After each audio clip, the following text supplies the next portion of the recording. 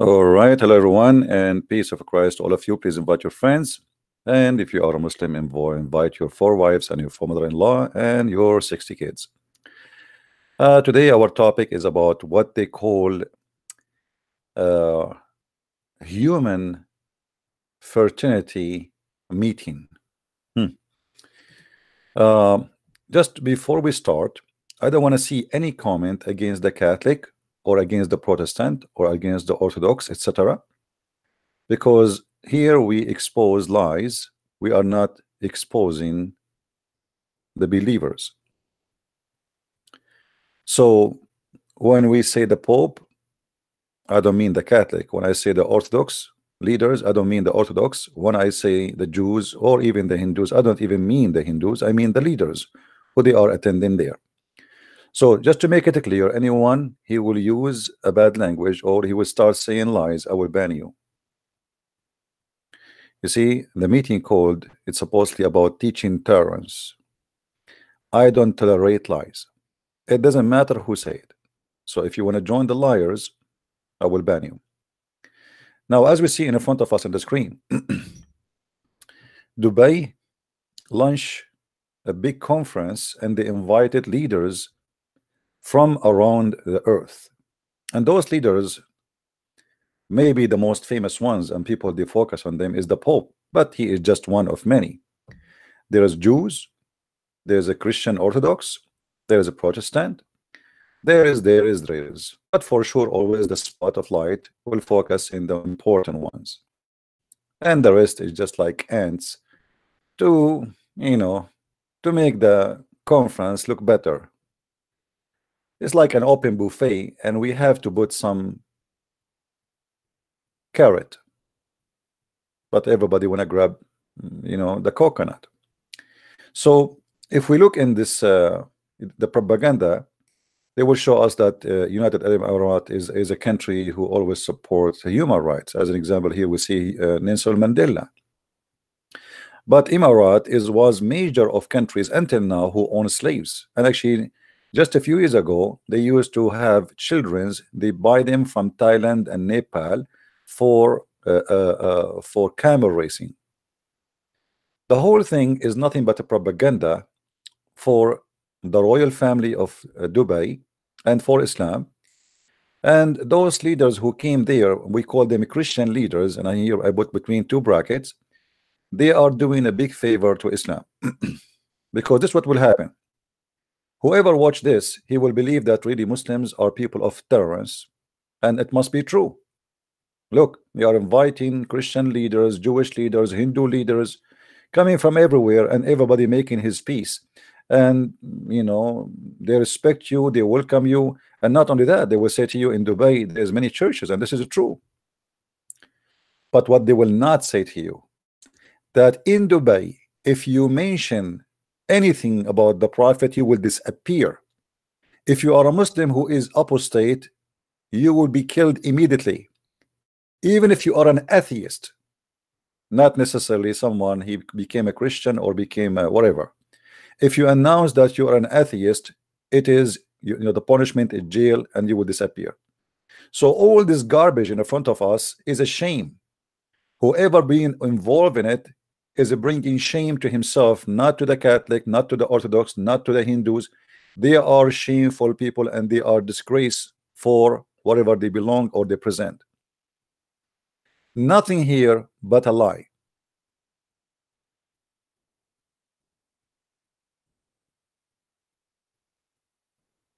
The ruler of Dubai, Zayed, tolerance pledge number 1, uphold the duty of tolerance, take firm stand against hate and injustice. I mean, this is the most stupid thing ever I heard. In a country where if somebody make a post in a Twitter, he disappear, and yet they are talking about injustice and hate. And what is hate? If you say Muhammad is a false prophet, you are a person of hate. If you're a person who says I am an atheist, I don't want to believe in God, you are a person of hate. If you are a person who says that the prince is not just and his family are corrupt, you are a person of hate and you will disappear. Not only you will be in jail, even nobody can find you in jail. The Prince of Dubai, he want to do his part in peace, but the war in Yemen was going already for more than 3 years, and tens of thousands of children they die in Yemen just because they are Shia. If you cannot be good to your own people who they are Muslims like you just because they are Shia, and you have no problem to slaughter them by your bombs which you buy from USA and England and France with no shame, they are saying it to you, and then you speak to us about justice and dialogue, and you are against war. Live in harmony with my community.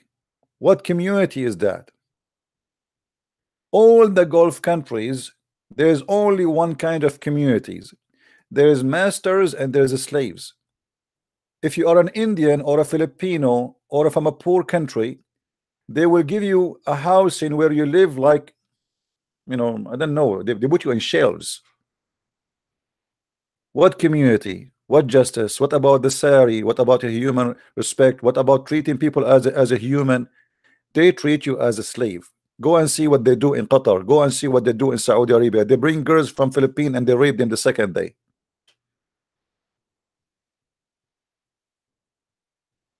How in the world somebody he present any church, the Catholic Church or the Orthodox Church or the Protestant Church, can share in such an agenda and propaganda?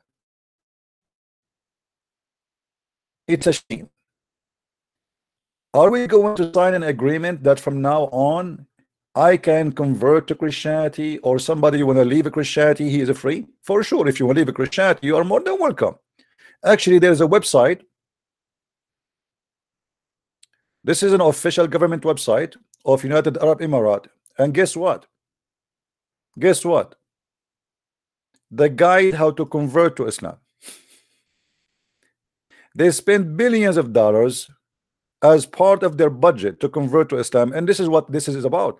They want to make Islam as a religion of tolerance, to try to erase the image of what Islamic State, Al-Qaeda, Boko Haram, they are doing every day. And they will say, no, this is the true Islam. We are the true Muslims. Now, where we can find the tolerance of Islam in the teaching of Islam? Are you the Prince of Dubai going to erase the pages from the Quran where it says kill the Christians and the Jews? Are you going to erase all the phrases and teaching of hate in the cult of Islam?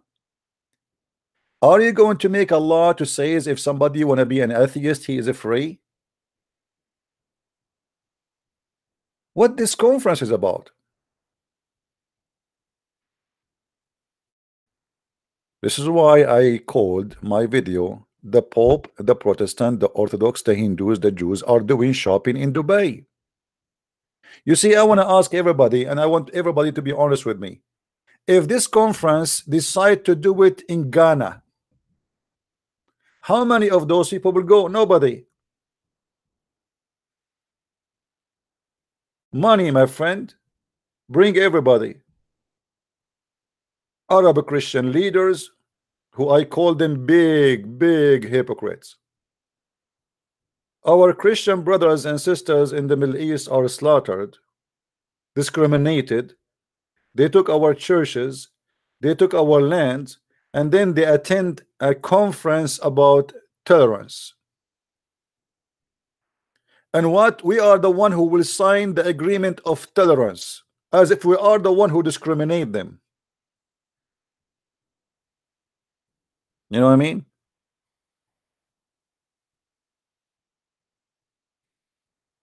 Somebody says, let me show you this comment. The ruler of Dubai is truly tolerant toward religion. There are churches and temples. It's my friend. You see, this is the false. This is the fallacy. This is how they fool you. I challenge you to go to Dubai and say Muhammad is a false prophet. I challenge you to go to Dubai and say I am an ex-Muslim and post that in Twitter.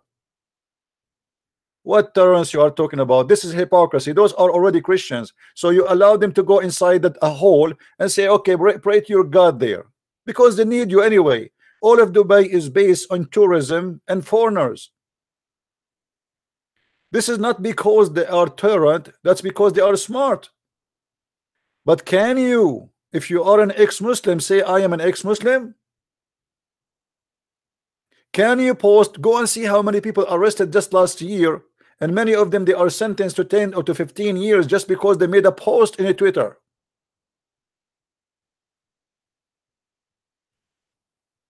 Don't fool yourself.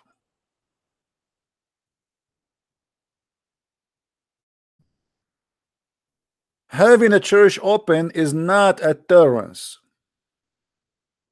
It is a deception. Because real tolerance is let everybody believe in whatever he want. What about we make change the law of apostasy if they are people of tolerance? Can they do that?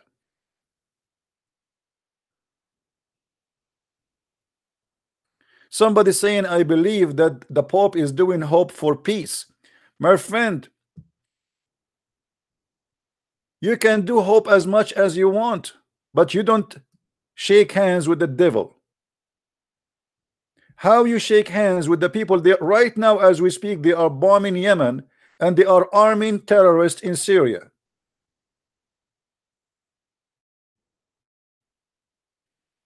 Hypocrisy, a lie, stupidity, and they use you. The whole fact is they are using the name of the Christian leaders to make Islam look better and to make Emirat and the Prince of Emirat better. And not only that, they will make billions of this, because now more people they will come to Dubai and they will say, see, here we go, this is a place, this is a perfect place for us, let us do shopping again and again. Actually already they made billions, because many people they are flying as we speak to attend such an occasion, and say at the same time we do shopping.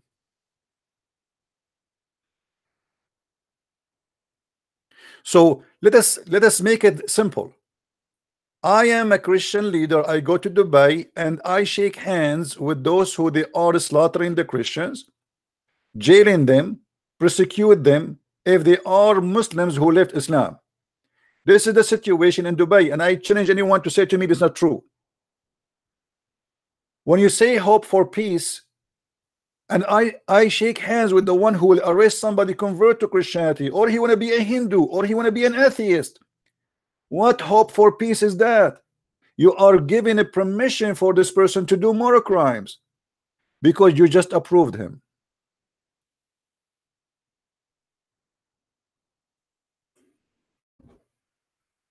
So either we say, okay, let us sign a tolerance agreement. Anyone can believe in whatever he wish. Can you do that? If somebody want to be an atheist, let him be an atheist. If somebody want to be Christian, want to be a Muslim, want to be a Hindu, if somebody want to worship a Barbie, can you let him do that? They will say no. So what this meeting is about?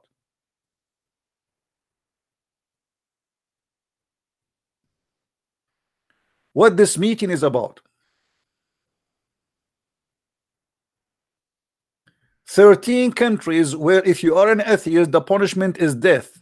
What is the name of those countries?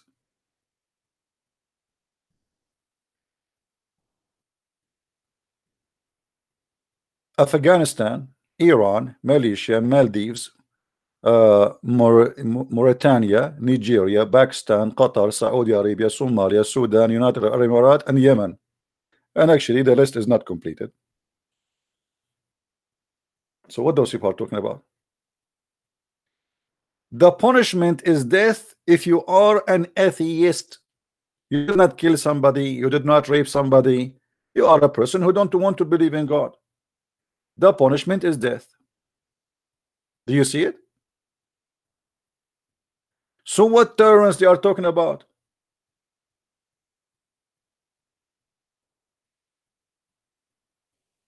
Mauritania is the biggest slavery country in the world. More than 80% of the population of Mauritania are slaves.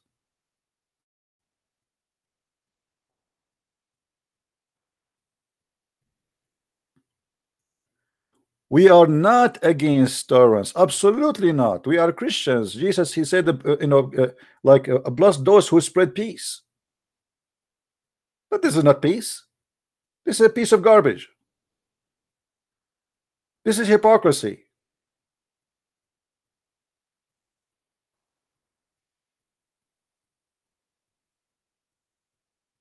If you can bring me an agreement which is going to be practiced as a law, that somebody in Dubai, he can leave his religion and be whatever he want, then I will believe you. Then I will say there's a benefit of such a conference. All what I see in this conference is people going there and their pocket will be filled up with gifts, which is money.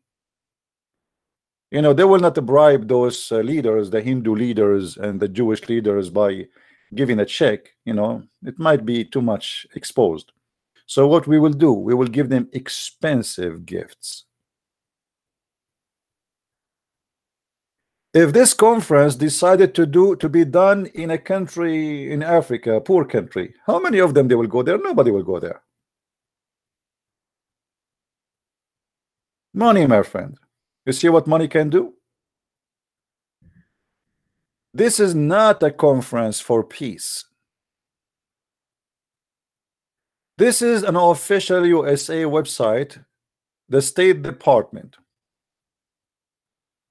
In March, the government established federal public prosecution for information technology crime in Abu Dhabi to investigate a criminal case involving use of information technology, including the use of internet, with the intent to damage public moral, the promotion of sinful behavior, insult to Islam and God. So if I go to Dubai, the Prince of Dubai, he will be waiting for me, and he have a saw in his hand, and he will cut me pieces because I insult Islam.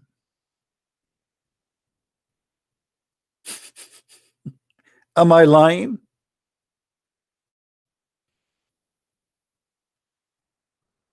Am I lying? Anyone can prove me wrong. What will happen to Christian Prince if he go to Dubai and he say, I am a Christian Prince?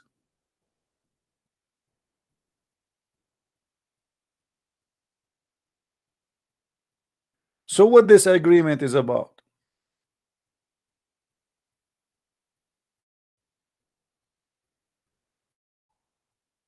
It's a lie. It's a lie, and it is a hypocrisy.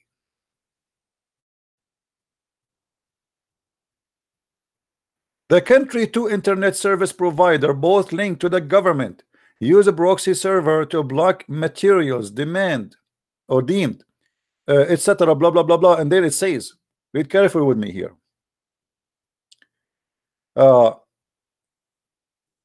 They are watching you 24 hours, and negative criticizing to Islam is a crime. A Muslim who convert to Christianity is a crime. It is the same as illegal drugs, the same as a person who is doing whatever like illegal thing. It's a wicked crime.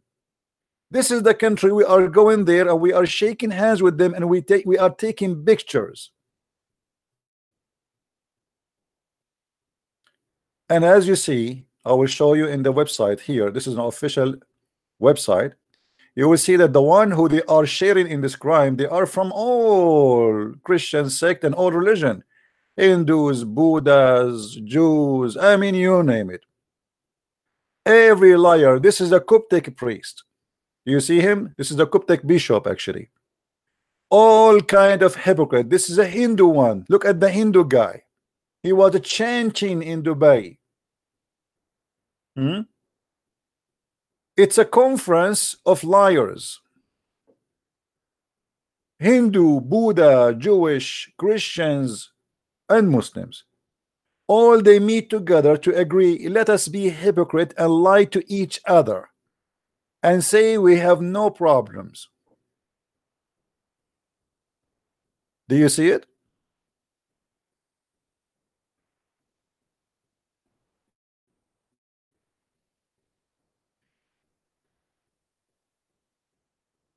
hypocrisy, and lies. And we don't tolerate lies, my friend. This is why we speak against anyone who make lies. It doesn't matter who.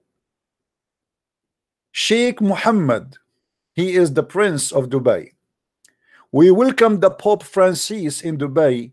This is historical visit will deepen the value of tolerance, understanding, and interfaith dialogue. Really? I truly, truly, truly believe you. And especially that we have our common values. Did you notice with me the word common values? We Christians and Muslims and Hindus and Buddhas and Jews, all of us, we share common values with Islam. Like what exactly? Burning a human alive, cutting a woman to pieces. Somebody apply for a visa in the embassy, we cut him pieces. We have a butcher house in the embassy.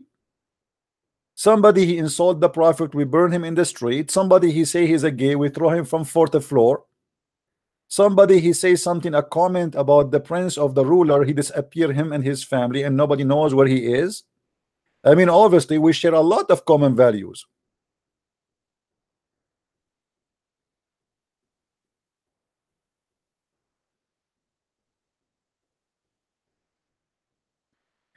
And this is why I wanted to make this video, because many of you, because maybe you don't have too much knowledge, you might be deceived by such an conference which is made to sell Islam out to us, that it is a good tolerant religion. And here we go, we have a churches in Dubai. And why we should not have a churches in Dubai? Christianity is older than all of those countries in there. We are exist there before them, my friend. In Saudi Arabia, in Emirat, in Bahrain, in Qatar, in Syria, in Iraq, they are not allowing us. This is our land. I am from there. They are not giving me a license. I mean, imagine they take your land and they say to you, because we are merciful, we will let you pray to your God in your land, which now supposedly is their land.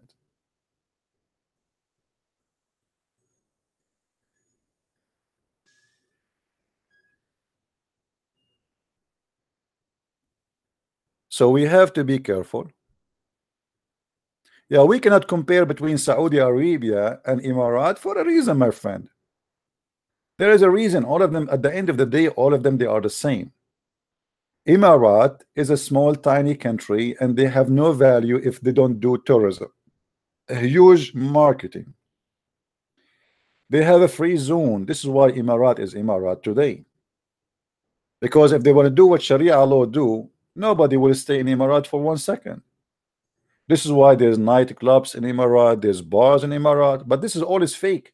The second you say something, the second you say something serious, you disappear. As long you are a person who want to just have sex, sleep around, have drugs, drink beer and whiskey, it's okay with them. The second you say Muhammad and Allah, you disappear. So let us make it simple. As long you are a loser, you are welcome. The second you are a person who have a mission and you want to speak your belief, here the tolerance will disappear.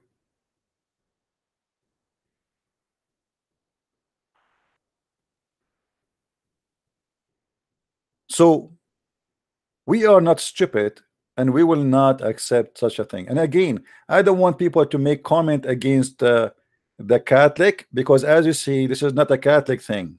The Catholic have nothing to do with this. This is the Pope, and this is the Orthodox Christians, and this is the Jews, and this is the Protestant. They have leaders from around the world coming to attend this conference. All of them, they are hypocrite liars. What about they stand and they say, okay, are we going to stop killing apostate? Hey Prince, You invited us here. Are you going to make a law? It says that apostate is welcome and he will be respected and his life will not be threatened. If somebody decide to deny God, he want to be an atheist, are you going to make a law that he will not be killed? If somebody want to move from Islam to Christianity or any other religion, or he don't want to believe anything, is he safe in your country? Or he will be arrested immediately and he will be killed.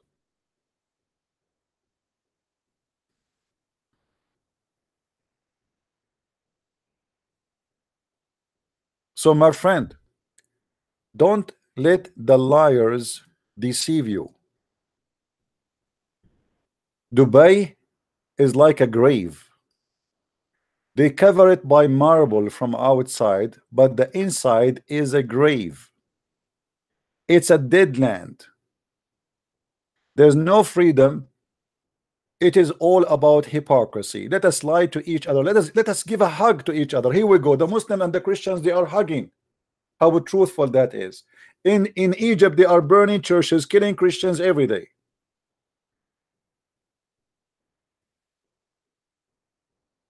Until now, the Christians in Egypt, who are the real Egyptian, not the Arab Muslims.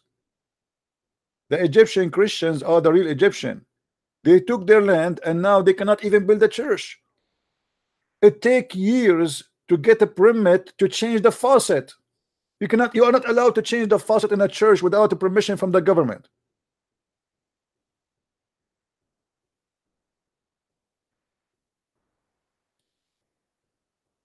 All of this is nothing but a propaganda.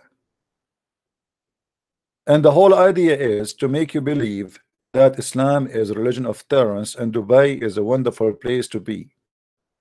It's false. It's a big fat lie, and there's no truth in that. Don't fail in such a propaganda. And you will notice they focus always in the picture of the Pope, even though there's a lot of Hindus and Buddhas and etc. attending that occasion.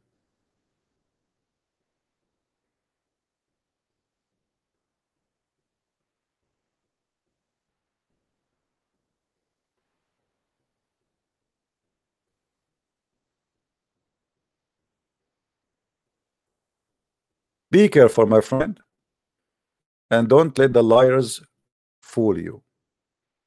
And you know me, I don't take a side. I am not a Catholic, but I don't believe that the Pope is representing the Catholic, and those who they are Orthodox presenting the Orthodox, and those who they are Jews presenting the Jews, and those who they are Hindus presenting the Hindus, and those who they are Buddhists presenting the Buddhists, because this is a bunch of hypocrites. They are coming to Dubai for shopping. I guarantee you that every one of those who came to Dubai, he will receive a huge gift from the Prince, His Highness. All of us, we knew. Try to make such a conference in a country like Somalia. How many people will come? Nobody. Ghana, nobody. Money. You will have a nice fancy trip, paid airplanes, fancy suite in the hotel, priceless gift from the Prince. I mean, what do you want more? One trip to Dubai. In this occasion, you are going to be rich for the coming 10 years, especially for those small potatoes who they call them leaders. There's some of them, they do not need money like the Pope, but there's many, they are in need of money. You go there, he make a good speech, and we pay you. Okay, thank you for coming. See you next time.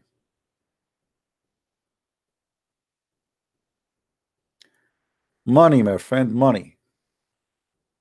What make all those people come there is money. Sawami Barahamamavi began to talk by chanting peace mantra in a lively and well-received address.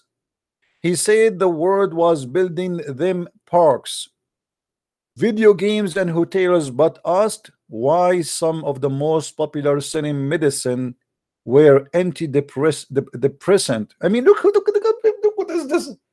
This guy, he is taking his spiritual Hindu belief to Dubai. Why? Why we have hotels and etc., but yet the most sold drug is antidepressant? Why? I mean, why? I will tell you why. In a country like yours, the majority, they cannot afford to buy bread. In a country like yours, the majority cannot afford to go to school. Don't give us speeches about what is making people depressed.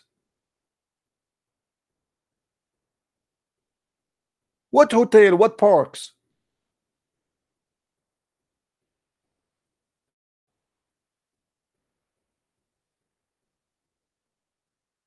In a country like Islamic countries, you cannot even speak your mind. You cannot even eat the one you want, whatever you wish. Can I eat even my food? Halal, haram, halal, haram. Can I say what I like to say? No. That is depression, my friend. That is oppression. That is what make you people commit suicide. That's what make people go and kill themselves or kill others. So they bring those who supposedly presenting the Hindus. And here we go, the priest, the Hindu priest.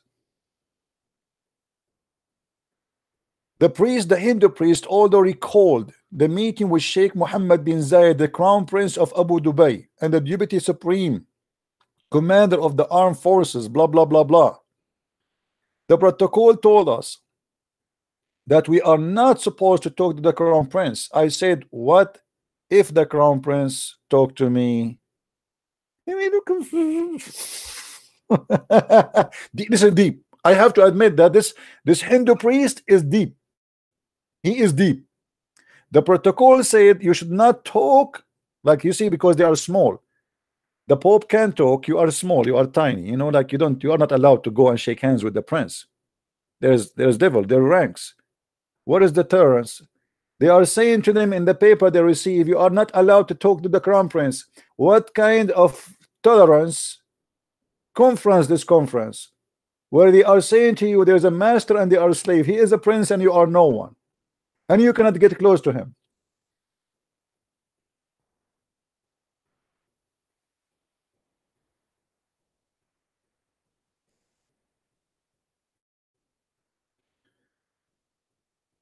Hold on, hold on.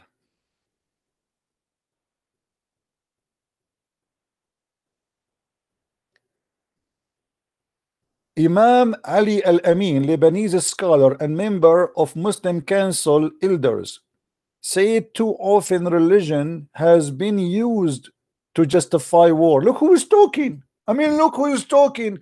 A Muslim who believe in Islam. He believe in chapter 9 verse 29 says, fight the Christians and the Jews and kill them until they pay the jizya or they convert or they die. And he is saying to us, giving us a speech, that religion is often used to justify war.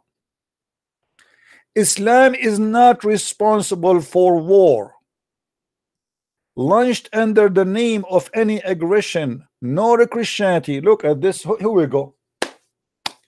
If we have a meeting with him alone, he will say, okay, let me tell you about the crusade. Suddenly now he don't want to talk about the crusade because he wants you to forget about what Islam is doing. In the Middle East, in every history book, all Islamic history book always print for us an image that the crusade are people of the devil, when the fact it is the opposite. It was the Muslims who attack our land, and the crusade, they respond to the attack. They are not the one who do the aggression. They are responding to the aggression of Islam.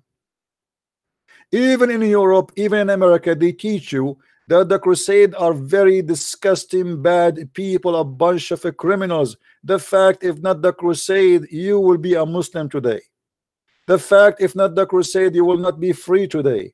The fact, if not the crusade, there's no America, there's no Australia, there's no Canada, there is an Islamic religion controlling the whole earth today. It is the crusade who protected you, my friend. And they are not the one who did the aggression. It was the Muslims. So it is not Islam response for war. So how your prophet, he said, I've been ordered to kill all mankind unless they convert to Islam or else. How dare you to say religion use orphan to justify war? Isn't it what Islam is based on? Isn't it justifying killing in the name of God? Hmm? Should we forget what your prophet said? Should we forget what the Quran teach? The man, he made it clearly, and this is why you Muslims, you have war. What about the Quran? You see, in this meeting, in this conference, they're calling each other brothers. Even they are saying we are brothers. But the Quran says the one who take the Christians and the Jews as a friend, he is one of them, and he is of the devil, he is satanic, he should be killed. So who is lying to who?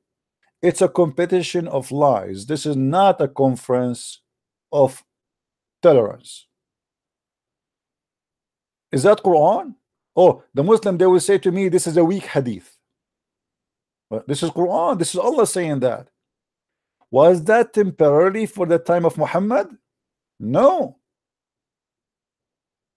This is for the judgment day. If you go in the same chapter, verse number 14, it says that Allah will spread hate and enmity between the Christians until the judgment day. Okay, you have a conference of tolerance. What we will do with Allah? Is he invited? Is Allah invited to the conference of tolerance, or he is not welcome?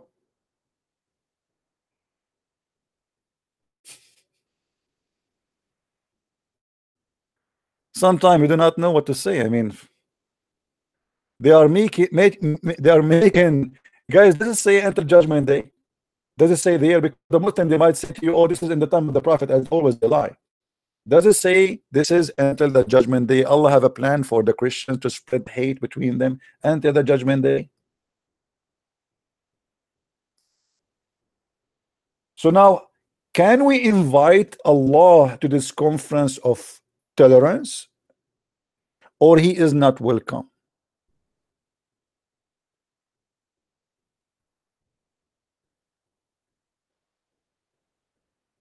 What do you think?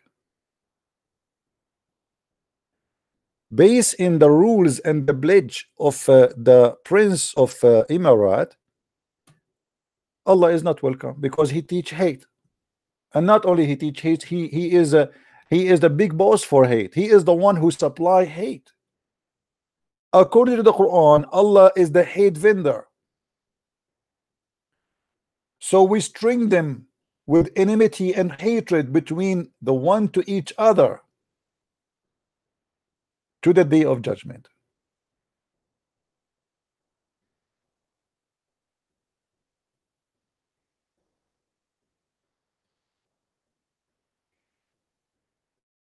My friends, don't make them fool you. And again, this is not against, I'm not speaking against the Catholic or the Protestant or the Orthodox. I'm speaking against hypocrisy. What if Christ he attend this meeting? What do you think he will say? I will tell you what he will say. He will flip the tables and he will say to them, you made the house of my father a market for buying and selling. This is a bazaar. This is a bazaar of hypocrisy and money and check. Everything is for sale. This is why I said Orthodox, Protestant, the Pope, leaders, they are going to do shopping in Dubai. They are not truthful. They are a bunch of hypocrites promoting hypocrisy and don't speak for us. If you can make Islamic countries sign an agreement saying that in our country anyone is free to believe or not to believe, I will believe you. If you can make Islamic leaders agree that in our country if somebody want to preach the gospel in the street, he is free to do so, the same as Muslims are free to preach their own yellow pages in New York and London, I will believe you then. Anything else is a lie. If you tell me that a Christian prince is welcome even though he speak against Islam every day and nobody hurt him, I will believe you then that this is a meeting makes sense and it's a good meeting. Otherwise, what is the purpose of this meeting? It's just to promote that Dubai is a moderate country, tolerance, and the prince of Dubai is a wonderful person, and come and do shopping. This is nothing but a business deal. This is will bring a lot of shoppers to Dubai. The hotels will be full, the stores will be full, and more people they will come and buy. Isn't it true? That is the truth.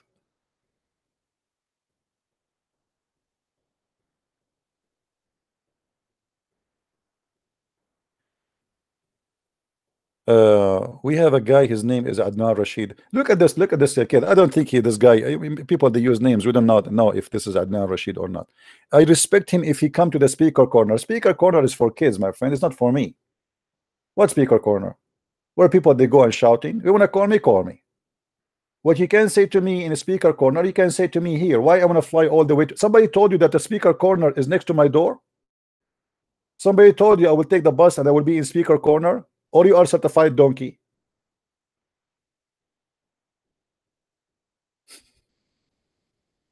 I mean, sometime look at the stupidity. What about we ask your prophet to come to the speaker corner too, and Jibreel? And you know what, speaker corner? Can we have a speaker corner in Dubai? Can we have a speaker corner of Afghanistan? Can we have a speaker corner in Saudi Arabia? I will go there. Hypocrite liars. You have a speaker corner because of us. We are giving you freedom. Since when you Muslims you know what speaker corner is?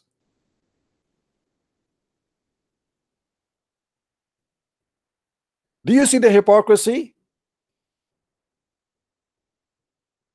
Give us a speaker corner in Dubai. We will flood Dubai by speaker corners.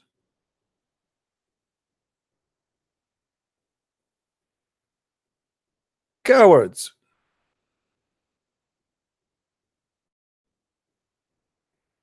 And my corner is bigger than your corner. How many people will listen to you in the speaker corner? 10 people. I have 1,000 watching. And I can show them anything I say in the screen. Reference, proofs, and details. What speaker corner? Where everybody lie and shout. Now, can you prove me wrong? I will open sky for you, Mr. Adnan.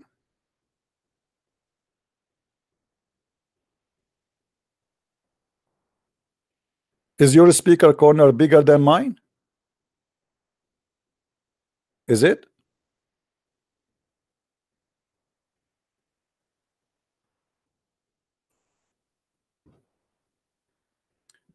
So, my friend, based on the pledge of the prince of Dubai, Allah is not welcome in this conference. He is not, because simply Allah is a bad person. Either you agree that everything you say here is a lie, or you say we are telling the truth and Allah is not welcome.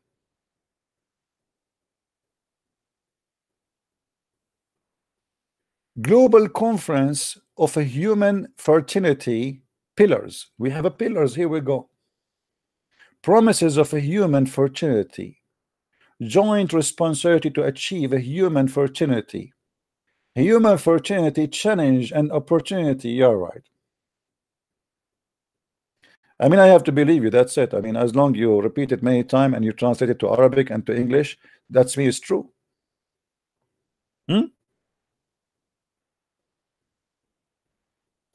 Ancient places of worship in the United Arab Emirates. Ancient. Suddenly, Emirat is an ancient place. Now I'm going to open my Skype. If there is any Muslim would like to call me, only Muslims, please. I hope my words is clear. Only Muslims. No Christians shall call for now at least.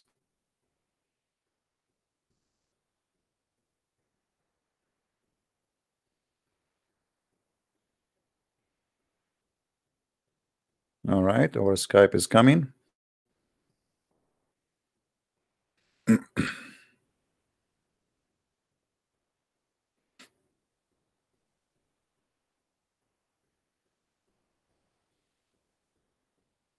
Look like my internet is slow. It's taking time to log in. All right. My Skype is on. Only if you are a Muslim you can call. Oh, we have Mr. Fahim trying to call us. Let us see what Mr. Fahimi want to say.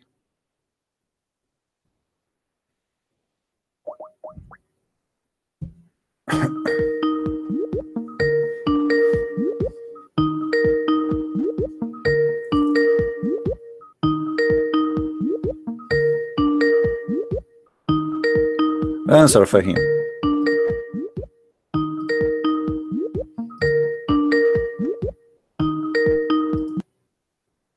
Maybe he is not there.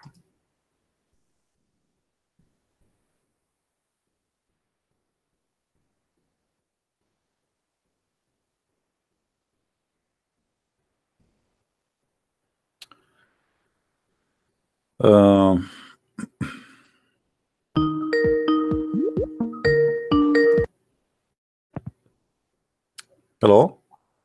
Hello? Yes. Christian Prince, how are you, brother? I'm fine.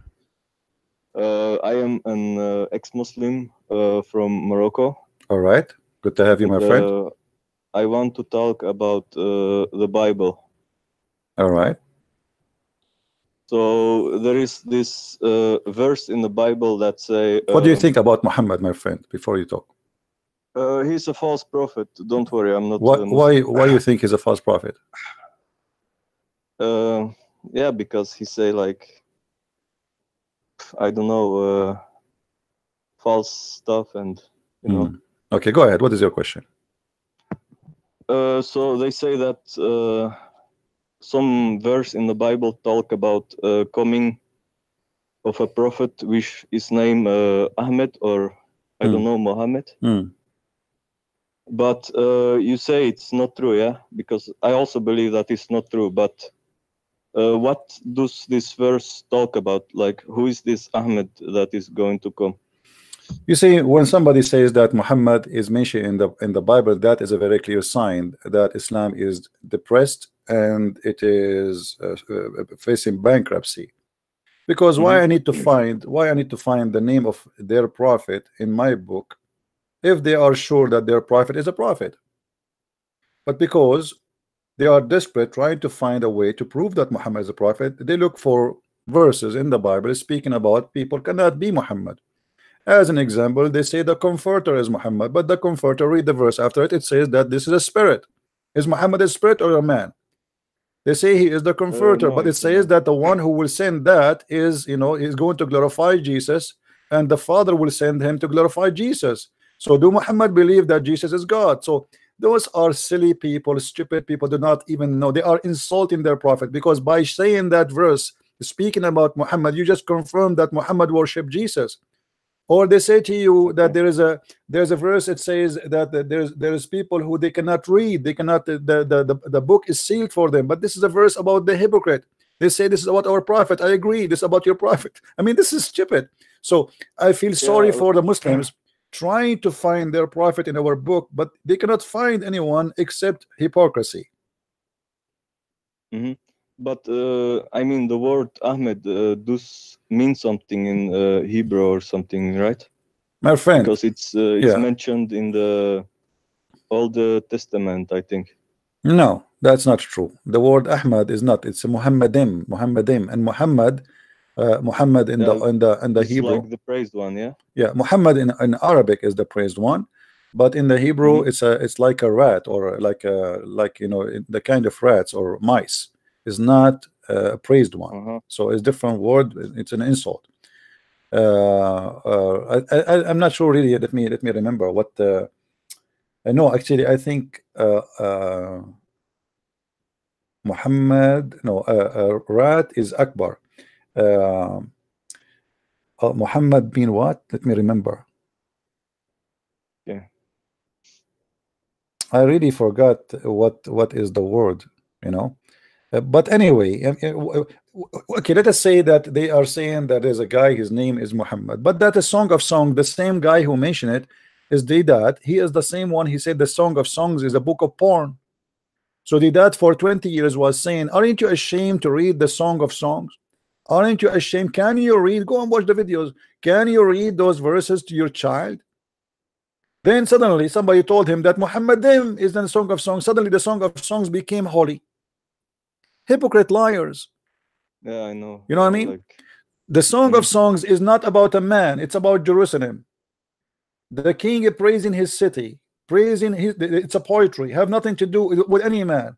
So what Muhammadin? Do Muhammad have a grass in his chest? so Do Muhammad, Muhammad have nice he's legs? Do Muhammad have nice breast? What Muhammad have? I mean, this is stupid.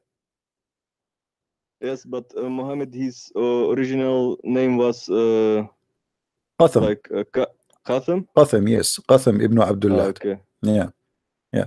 But So anyway, my that's the friend, name when that somebody his yeah, when that his somebody parents gave is him. Yeah. depressed, same time, the name should be found in the Bible, should be found in the New Testament only, not in the Old Testament. Why? Because the name you mentioned, Ahmad, you remember you mentioned Ahmad? Okay, Yeah. Ahmad, supposedly it is Isa who will say that there is a prophet will come after me in chapter 61, verse number 6. A prophet will come after me, his name is Ahmad, not Muhammad. So here the Muslim, they are showing that's mean the Quran is corrupt, because should not appear in the New Testament. So sorry, in the Old Testament, should appear in the New Testament, and the name should not be Muhammadim, it should be Ahmadim. You know what I mean?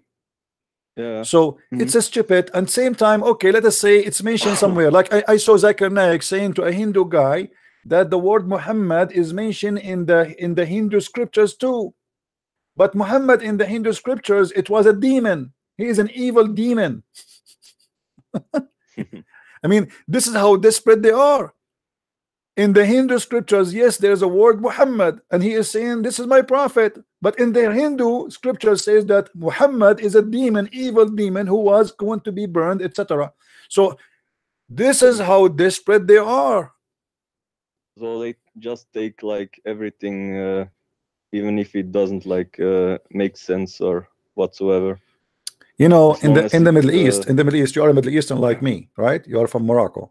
So in I'm the actually like Berber, you know. I'm not okay, Arab. yeah, but you are Middle East anyway. I mean, Berber. I'm not saying Yeah, you are an Arab. I I'm not look like saying, yeah. Middle Okay, East. but in the Yeah. Middle East, if somebody have no honor, what he do, and you know that, like somebody, okay, there's somebody is famous and he is like have a good name, reputation. I say he's my cousin. Why? Because I'm trying to lift my honor up. You know what I mean? So I say, oh, he's my cousin, even though the guy he don't know me and I am not even relative to him. This is what Muslims are doing. They have a guy who have a very bad reputation, so they are trying to level him up. This is what bad people do. Good people, you see, if we go to the Bible, you will see Jesus when he was speaking to the Jews. He said to them, what do you say of the Messiah? They said he is the son of David. I mean, do you know how honor is to say I am the son of David for the Jews? This is the highest honor, the son of David. This is not any person for them. This is David, the best king they have. And look what Jesus said to them. He said, well, if he is the son of David, then how David called him my Lord? So you will see how the difference is. The Muslims are desperately looking to be related to someone. The Messiah, he don't accept to be the son of David. Even in the Bible, it says by birth he is from David, but in reality he is not. He is the God of David. But as the Pharisees were assembled, Yeshua asked them, and he said, what are you saying about the Messiah? Who is son is he? They were saying to him, the son of David. He said to them, and how did David by the Spirit call him the Lord Jehovah, for he said, the Lord Jehovah said to my Lord, sit at my right hand until I place your enemies under your feet. If therefore David called him the Lord Jehovah, how is he his son? Here you will see that he was different. The Muslims are Yes. desperately trying to make Muhammad belong to the Jew, but is Muhammad even a Jew? Prophets of the No. Jews, they prophesy for somebody is a Jew like them, not somebody is an Arab. Exactly. But because they are desperate, they have a bankruptcy, they are trying to find a place for their child molester prophet, and let us find a place for him in any shelf in the book of the Jews. How the book of the Jews is corrupt, how the Christians are corrupt, and then we are trying to find the name of Muhammad in the corrupt book. Yeah, that doesn't make really sense actually. Yeah, my friend. First, secondly, can you prove to me anyone, any Muslim, that Muhammad is a prophet? Let us say his name mentioned in somewhere. Okay, but okay, if he is a prophet, he should be a prophet. What is the prophecy of Muhammad? Muhammad, the prophecy is stupid. Muhammad prophesied how Allah he made the baby, and this is the most stupid thing ever, that the sperm became a clot, and the clot became bone, a flesh, and the flesh became bones.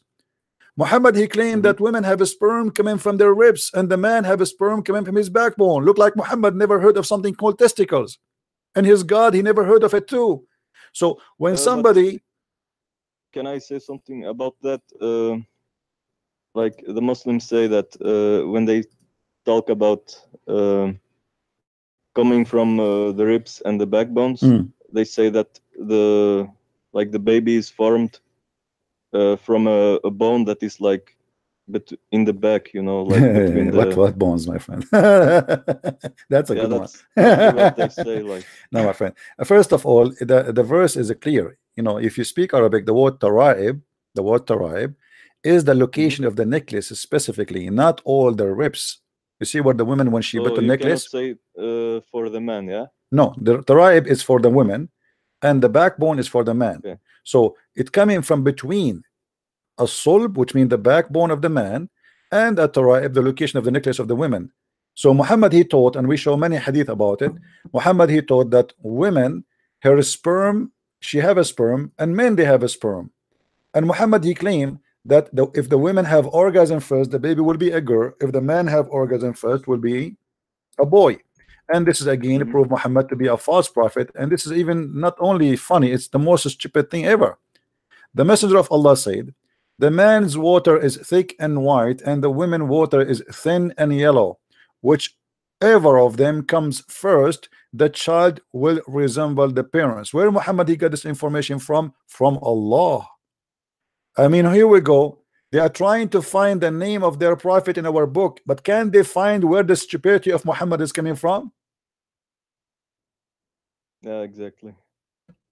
What kind of a prophet he says such a thing? And this is why if I get married, I will never have orgasm first, because I don't want my child look like me. That will be disgusting. Anything else, my friend? No, that's all. Actually, I just had the question about Muhammad being in the Bible. You know. Yeah, no problem, my That's friend. all. Thank Actually. you for calling. And okay, God bless you. Thank you. Take care. Bye. God bless. Let me look for a Christian prince name in the Bible.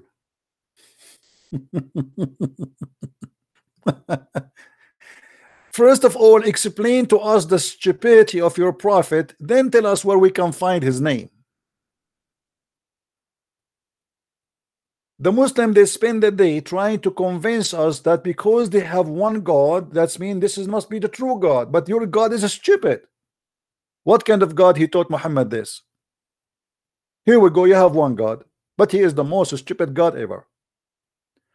I don't care if your God is one or two or three. I care that your God is truthful or not. You don't have a God, you have hummus.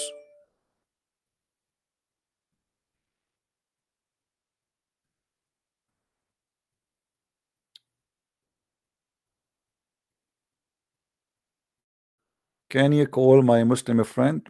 Well, why your Muslim friend don't call me, my friend? Let him call me. He can add me.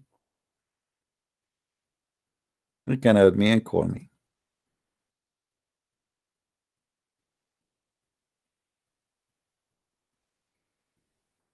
All right.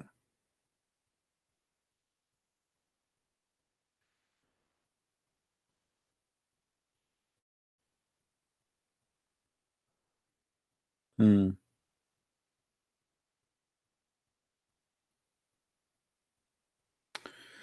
All right. Any Muslim would like to call us?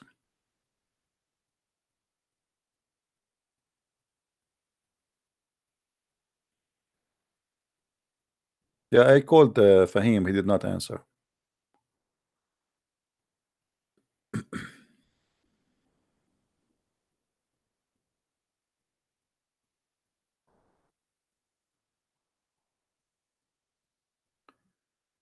Call Fahim?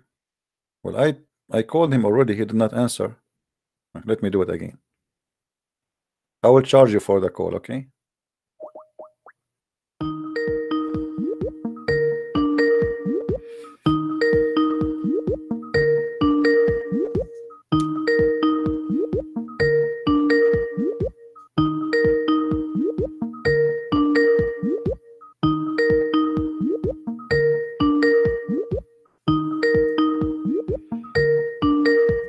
Okay, look like Fahim is taking a nap. What I can do? I mean,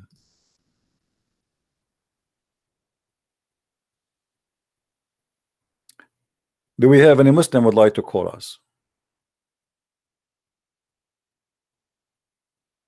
Anyone?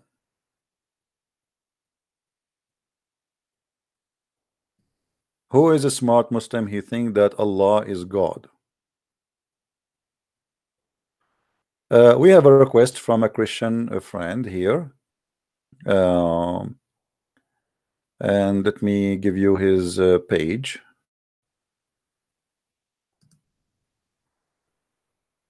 Is asking you guys if you like to subscribe to his page, if you don't mind. Okay. Let me know if you guys are people who download my videos or any other Christian videos, and you know you have a mission. I will be happy to post your video, the truth about Islam. If you like to subscribe, support anyone. He defend the truth, my friend. There's no need for me to promote it to anyone. Just when you see somebody doing good job, just help him. Christian.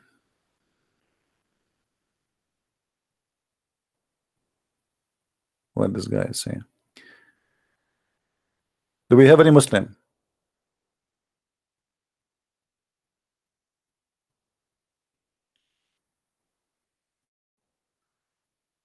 Anyone?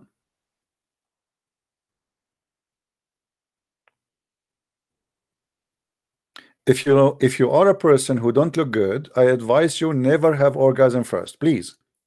I mean, you see, I wish somebody told my dad that in news when he was making love to my mother. But what we can do, obviously, he is the one have orgasm first. And here we go. This is the result. Look at me. I don't even have a mirror on my house. Once I saw a mirror, I get scared. This is why I took them off, all of them. I used to have a mirror in the bedroom when I moved in. I took it off. Like I was leaving the bedroom and the mirror in the door. I came back. I mean, what is that? I go fishing. I don't take with me anything. I just look at the water. Fish die. That's it. Their tongue come out. True story. Sahih Bukhari. So my friend, if you want to have a beautiful children's and you don't look good, okay, if you are the man who don't look good or you are the women who don't look good, please don't have orgasm first. Let the other person who is good looking have orgasm first. What you will lose? I mean, come on. Don't do that to your kids. This is not even fair. Somebody saying to me in Skype, I am ugly too. Well, nice to meet you. I mean, my friend, I don't want to meet ugly people. It's enough to see myself every day. Like, come on, don't make me feel depression now. I am ugly too. So what we will do now? We are going to have two more and play cards. Do we have any Abdul?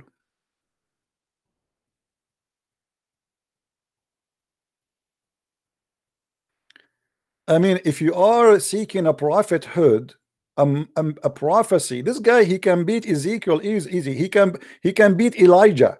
I mean, look at Muhammad. Elijah is a smaller prophet next to him.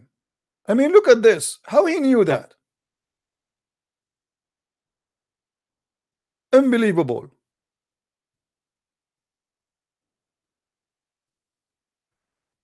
Nobody can beat the Prophet Muhammad. Nobody.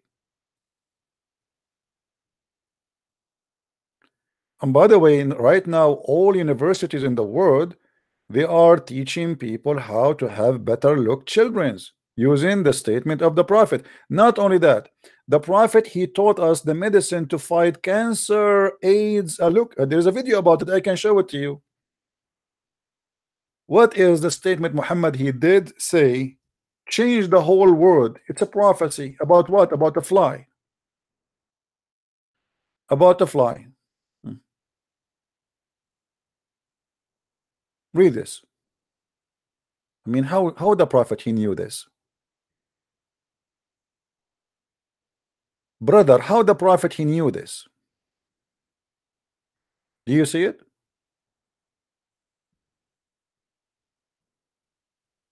The Prophet said, if a house fly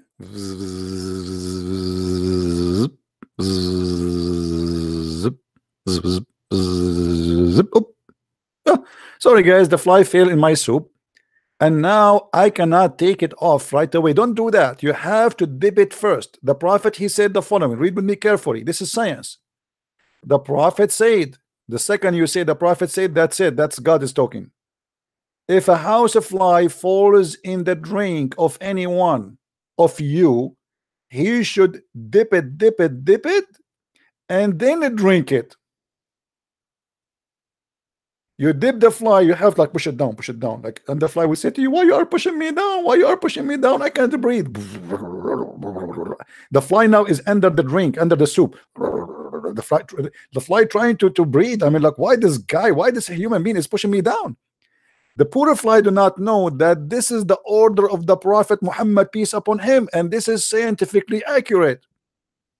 So if the fly fell down in the soup, and what you do, you push it down with your finger, and the fly like,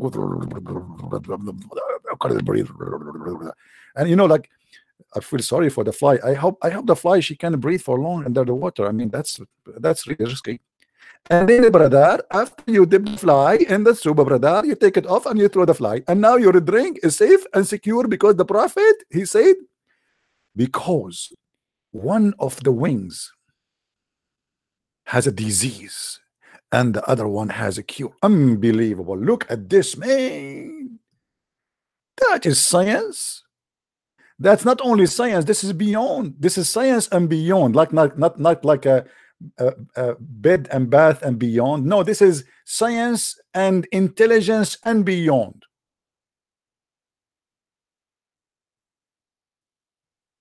And you are telling me they found the name of the Prophet in the Bible? For sure we will find him in the Bible. Look at this. Somebody call Prophet Elijah and teach him to make a prophecy. Why Elijah cannot make something like this? Huh? This is the real prophecy. And right now, every scientist department in the world is using this. Actually, there's a video. Honest to God, if you saw it, I made a video about it before. I don't know who remember it. There's a doctor from Egypt. He said there is the Catholic Church in Germany. They wanted to get the Prophet busted, to expose him. So they hire the most famous scientist in Germany to study the statement of the Prophet in order to make fun of him. And they told them, we will spend all the money you want. We will pay you whatever you wish. Just expose him. And then the two scientists, they start studying. And here was the astonishing surprise result. They found that this is true. And not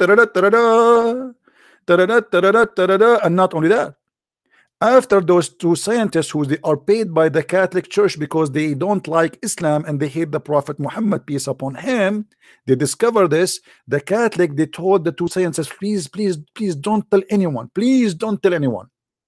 However, the two scientists, they start selling out the secret, and they sold their secret to a company. It's called Bayer, and now they are making AIDS cure from the hadith of the Prophet, and they sell every bill for $500.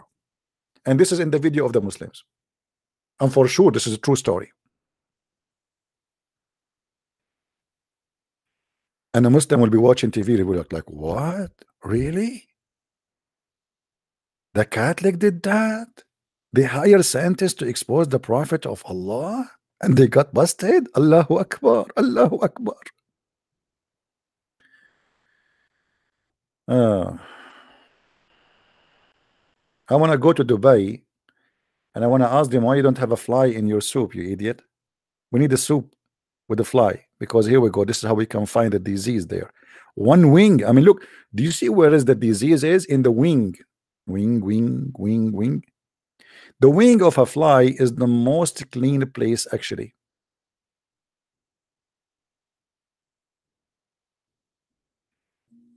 Anyone?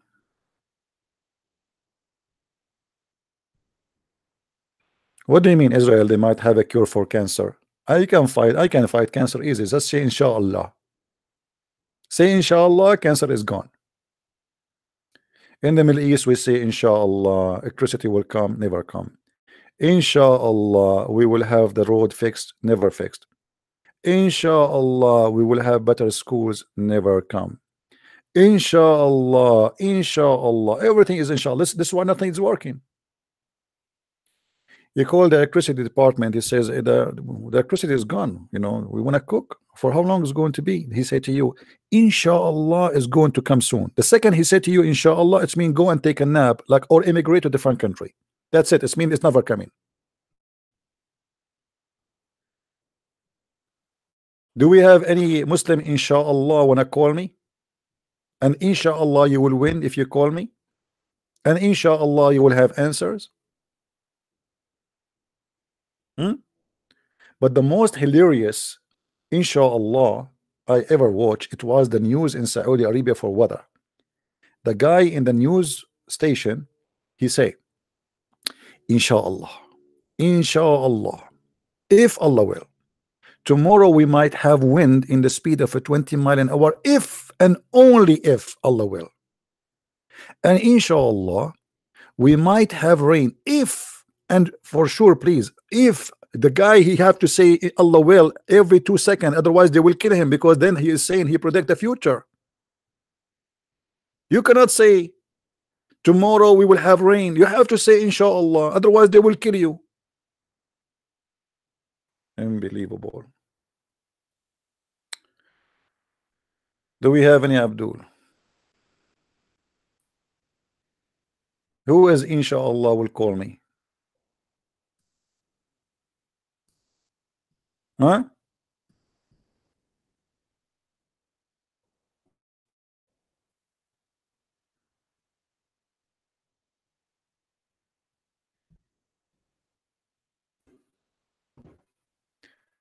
Muhammad Jama wanna call you, but he said he is occupied, so I deliver.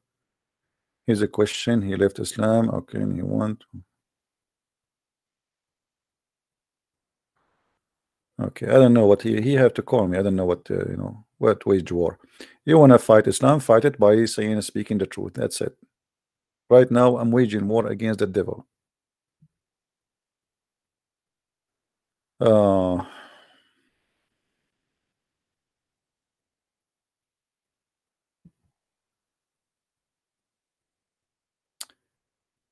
any Abdul?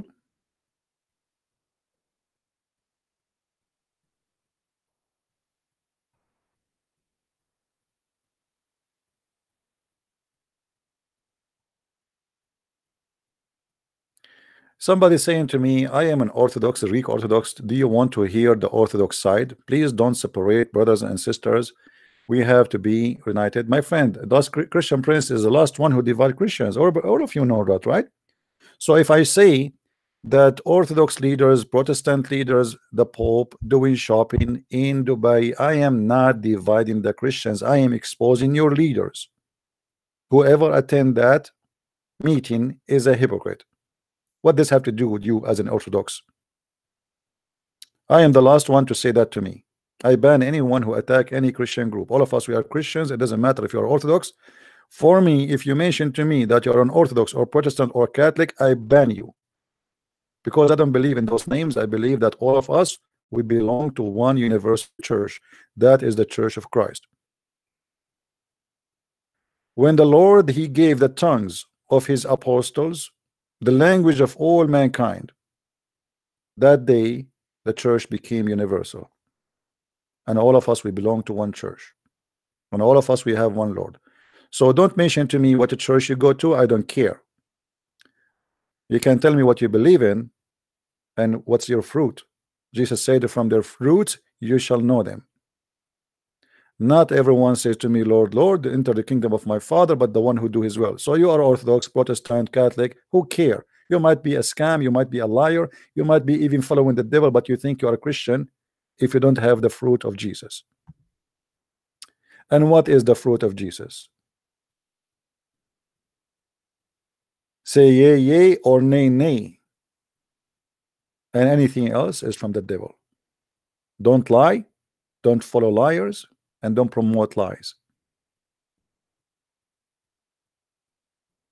Warning for anyone in the text. I don't want to see anyone saying I am a Catholic or Protestant or Orthodox. I repeat, I don't want to see anyone saying I am a Catholic, Protestant, Orthodox. I will ban you. I don't care what church you go to. This is something personal. I care for no one playing the devil here, because some Muslim, they might come and say, oh, they start attacking the Catholic, and then another naive Christian, he start attacking back. You know, the devil is there, my friend. Be united against the devil. We just showed you the Quran saying Allah will spread hatred and enmity between the Christians until judgment day. So be smarter than this.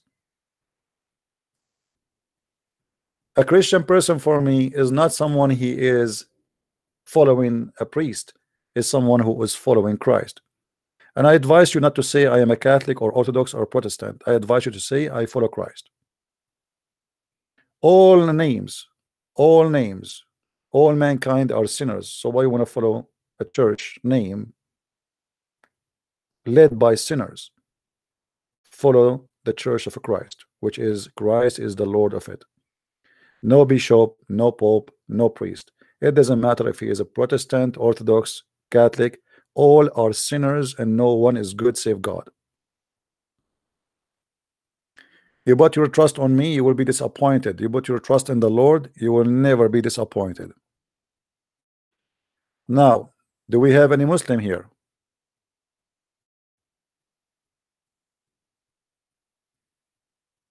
Any Muslim? Mayday, mayday, mayday. I don't know, today I feel like I want to convert to Islam. Always, you see, one of the things the Prophet he taught, which we do not notice here, that the Prophet he taught us to be tolerant to fly and teach them how to swim. Did you notice that? I mean, look at this, man.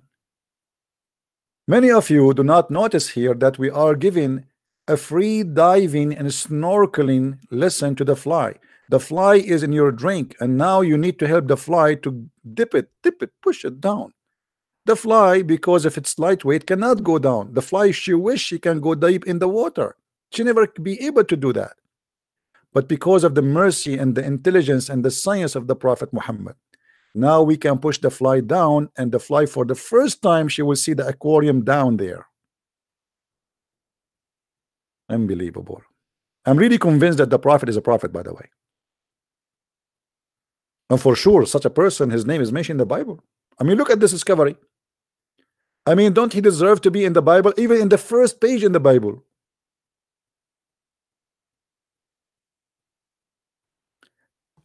If I am in the White House, I will change the sign in the front of the White House. It says, in God we trust. We should make it in the fly science of the prophet we trust.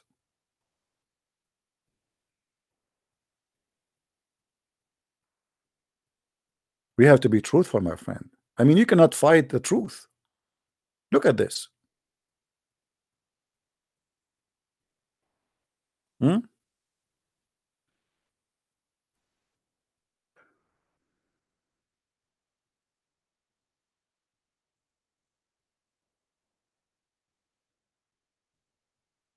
So do we have any Abdul? Any Abdul in the bushes?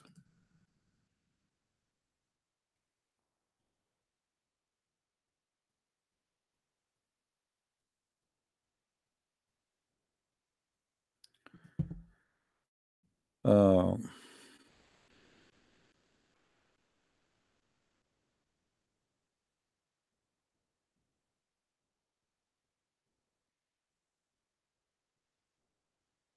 Somebody, he's saying he's from Africa. He want to play my recording in audio. I mean, feel free, my friend. I don't know how to do it. You do it. You find your way. Uh,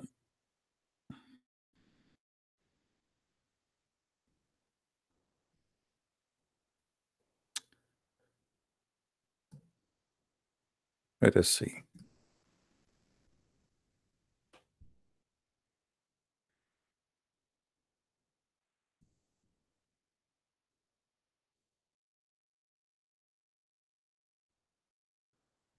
Hmm.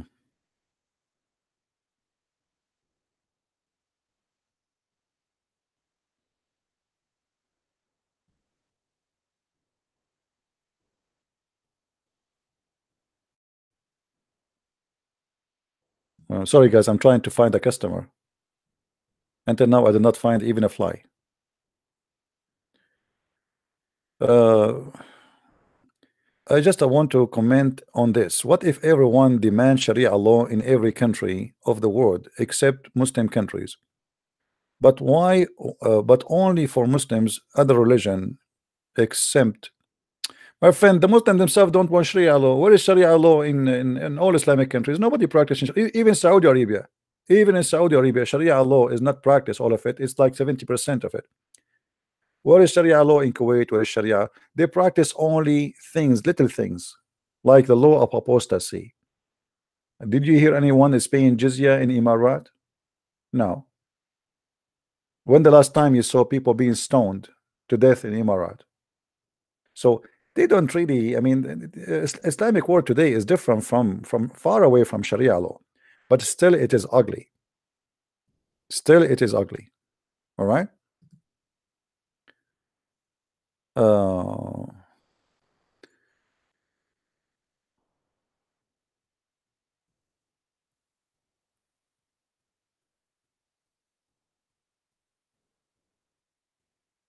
We have a woman, she said, I can say the same about Jesus. What is the proof that Jesus is exist or he is true? I said to her that we have living miracles every day. She said, wow, really? I thought miracles, supernatural thing, stopped happening 2000 years ago. I have yet to see anything that I would consider a miracle. You're lucky to have been able to witness one. Let me tell you the miracles, lady. You will see somebody, he is a terrorist and he joined Christianity and he became a peaceful. That is a miracle. Someone, he was a member of ISIS and he want to chop the head of everybody, and then by accepting Christ he turned upside down. That is a miracle. So if you want to be a silly person, you feel free. The miracle in our life happened, but if maybe you are seeking different kind of miracle. Maybe you are seeking that somebody cut your finger, you want your finger to grow. That can happen to a lizard if you want. If this is the case, here we go. We have a lizard who made a miracle. So sometimes they are silly. Some people, they are silly. They say, oh, where is the miracles of God? I want to believe in God. Show me his miracle. My friend, you are a miracle of God. You yourself.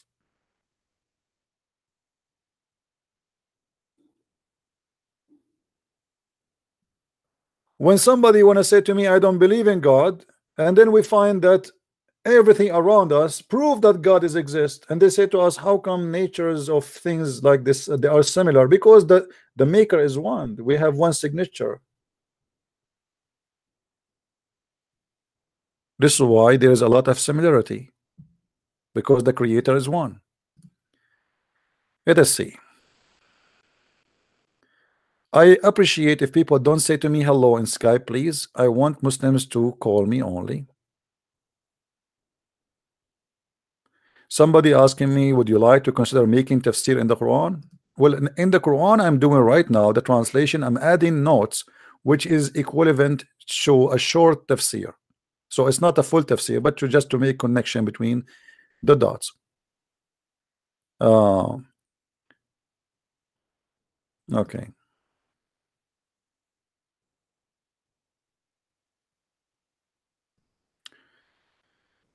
Do we have any Muslim would like to call us? Should we change this hadith in front of us? I mean, come on. What if somebody is eating a soup now? And here we go. We are posting for me a fly fell in the soup. Let us post something is more attractive. Something, I mean, not disgusting. Enough is enough. What's wrong with this, Christian Prince? Butterfly. We want to see something more nice. I think this is nicer. Breaking news. Sahih al-Bukhari, the wife of the Prophet, she just announced that one of the wives of the Prophet noticed during the time of the prayer that she have a bleeding from her private part between her legs. She have a red yellowish traces, and then she put a tray underneath of her private part. My brother, I mean, this is a news everybody should know. I mean, this is serious. Who care if we have a nuclear weapon?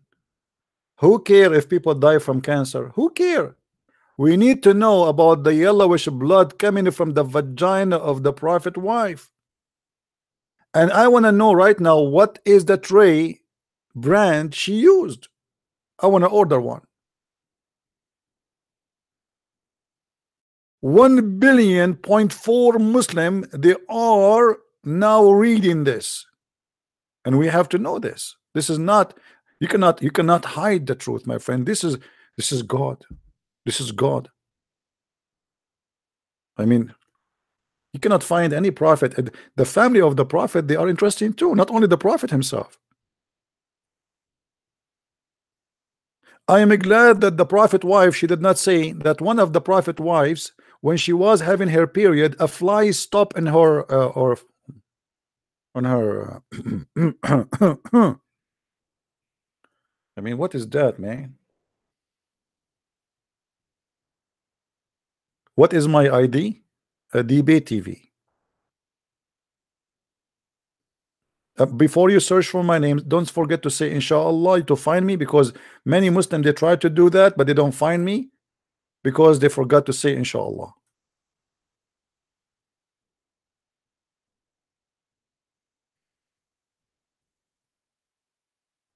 Now, you know, the more we read about the prophet, you notice that the prophet, not only he have like a special approach to the truth in the world, he's logical. Muhammad always he have a different way to express himself, very unique. I mean, sometimes it's really beyond imagination of any of us.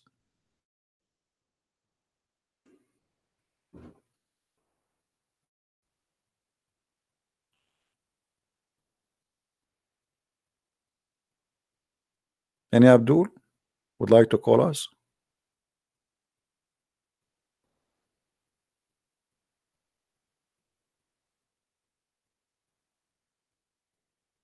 Anyone?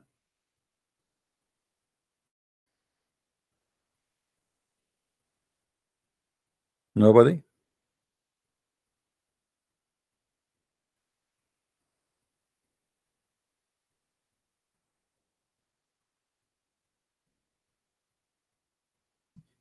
I'm really disappointed. Until now, we don't have Muslims calling us.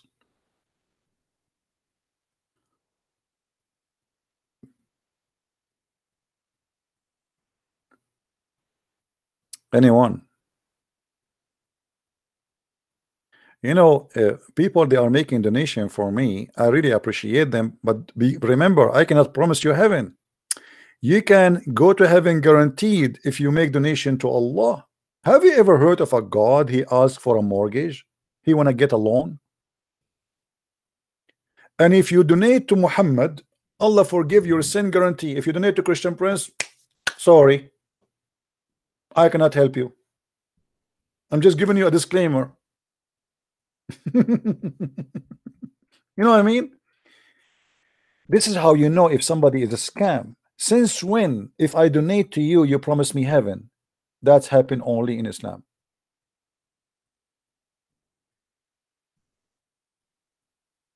If you, Muhammad, he made verses in the Quran saying, if you give Muhammad money, read with me, if ye loan Allah a beautiful loan. Guys, who want to give me a beautiful donation?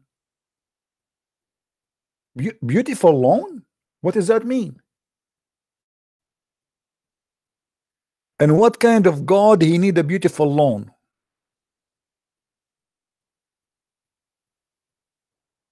Oh, get a little light, get a little loan. This is Tom and Jerry. When his uncle, he came to visit him from Mexico, he have a guitar. Each time his guitar line broke, he take a loan from the cat mustache. You remember the video? Oh, get a little light, get a little Lambo, get a little light, get a little boing. Uh-oh, we need to take a loan. And now we take it from the mustache of any Abdul. What kind of God he cannot fix his guitar without taking a loan? Allah, he need a loan? And not only that, he's saying, if you give him a loan, Allah will double your credit. I like that. 50%, 100%? Are you kidding me? So I give Allah now $100, he will give me back $200, and not only that, he will grant you forgiveness. What the heck? I want to buy forgiveness. Have you ever heard of a God? If you give him a loan, he forgive you?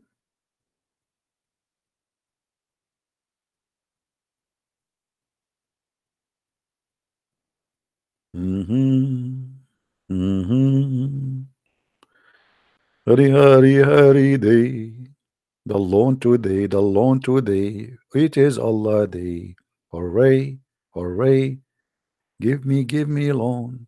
Allah, he need it right away. Give him loan. And if you give him a loan, Allah forgive your sin. I mean, what a promise. Who can beat that? Why Jesus forgive sin of people without asking for money? And why Jesus did not ask for a loan? Oh, buddy. Do we have any Muslim here? Isn't it obvious that your prophet is scam, promising people salvation just because they give him money? And who is the one who will collect the loan? Muhammad. Isn't it obvious?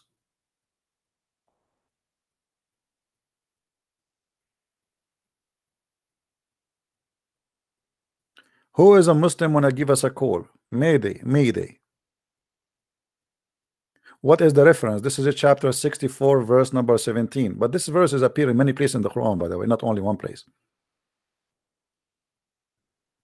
All right, this is not only in one place.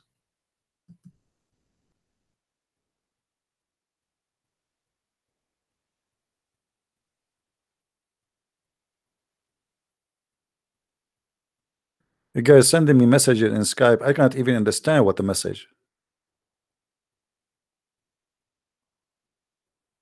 What is the question? In case you did not read this message, would you be great if you can respond to PM Sasa, chair my husband, and what is the question? I don't know. Mystery. Maybe people think I can answer questions even if I do not know the question.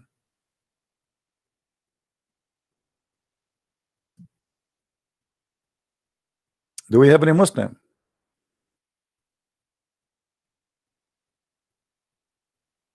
Hello?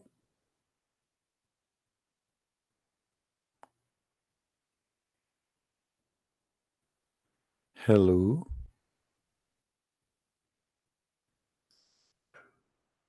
Nobody.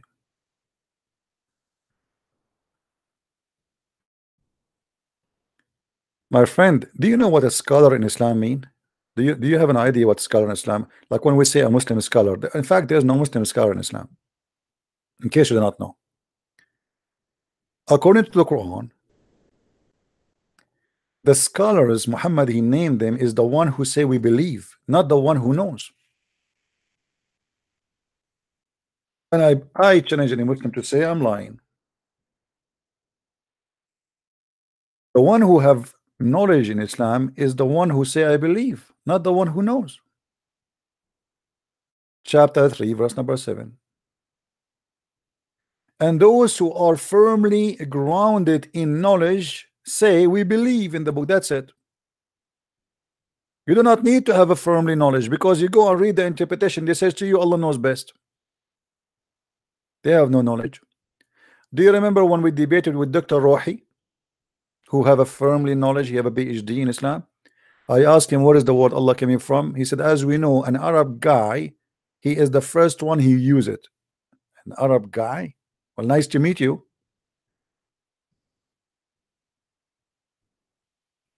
Even the name of their God, they do not know where it's coming from.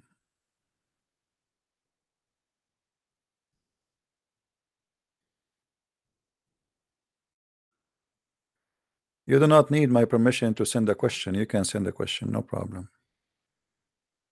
You mean in Skype? Just try to be important question. Who is a Muslim when I call us? And look at this book. This book, Allah he says, because Muhammad he cannot explain the book because he's a thief. He's not the maker of the book. So people they are asking him what this book mean. So he said, oh, my book have two parts. One of it nobody knows what it means save Allah. What? The Quran is a book nobody knows what it means save Allah.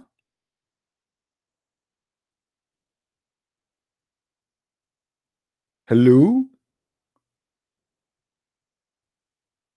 So why Allah sending the book?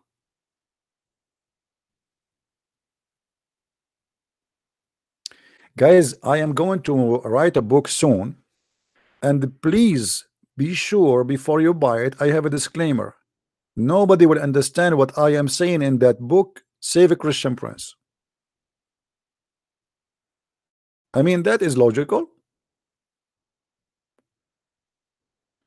You start reading my book, you open the first page, it says hummus, hummus, hummus, falafel, falafel, falafel, hummus. Then you call me, you say, Christian Prince, in the first page it says hummus, hummus, falafel, hummus. What does that mean? I say to you, I am just a prophet, Allah knows best. I have no idea. Don't ask me. I don't know. Ma adri. If we call Zakir Naik now and we ask him, what does that mean? Tadadun, tadadun, tadadun, tadadun, tadadun, tadadun. Zakir Naik will not answer unless you call him 3 times. Assalamu alaikum. I told you 1,000 times. Don't call me. How you know it's me? I know you. I know you. You are like a ghost. You are following me wherever I go. I go to the bathroom, I hear your voice. I go to the bedroom, I hear your voice. I open my refrigerator, I see you. You are everywhere. Please leave me alone. Just I have a question about the verse. It says that only Allah knows what it means. So what does that mean? It's very simple. Allah is full of mystery. Have you watched ever James Bond? Watch what? James Bond. You mean James Bond? Exactly. If you watch James Bond, you don't know how they make the movie, because simply there's some kind of a tricks. So Allah is very tricky, and there is no way to understand Allah. That's not because he is the crazy, but you will notice that most of people who they are genius, they are called the crazy. As an example, how many Muslims they call you crazy every day? Oh, like 100. Exactly. Why they are calling you crazy? because I say things they don't like. Exactly. And this is exactly what you are doing with Allah. He did things you don't understand, and you call him crazy. Thank you very much, and don't call me again. And this is how Zakir Naik refuted me. That's it. I mean, how you can answer that? No one.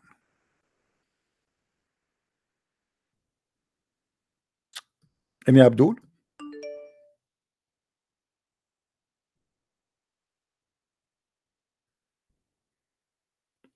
Somebody asking me what the name of the movie have multiple personality.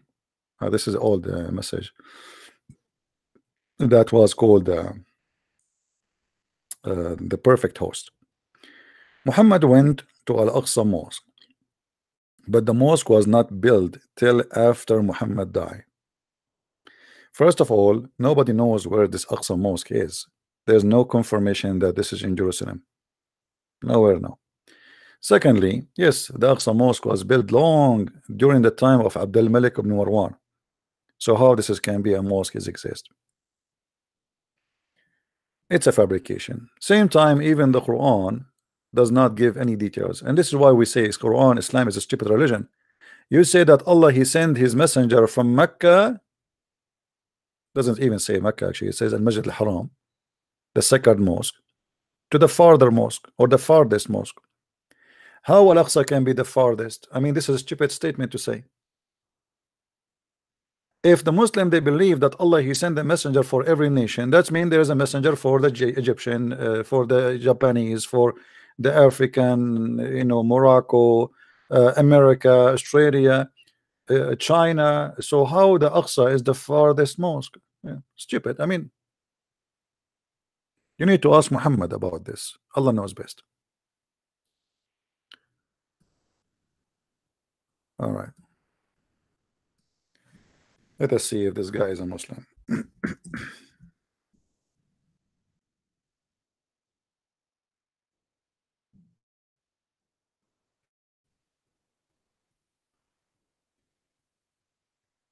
Anyone?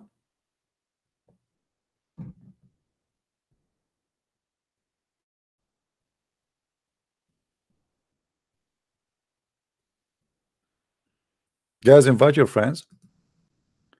And if you are a Muslim, feel free to call me.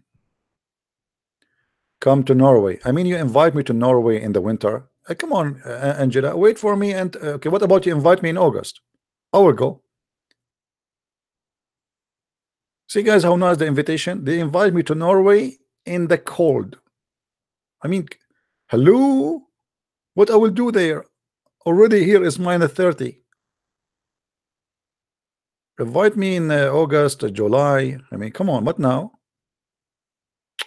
Anyway, I accept your invitation, Angela. Thank you very much. Let us see here with this Muslim.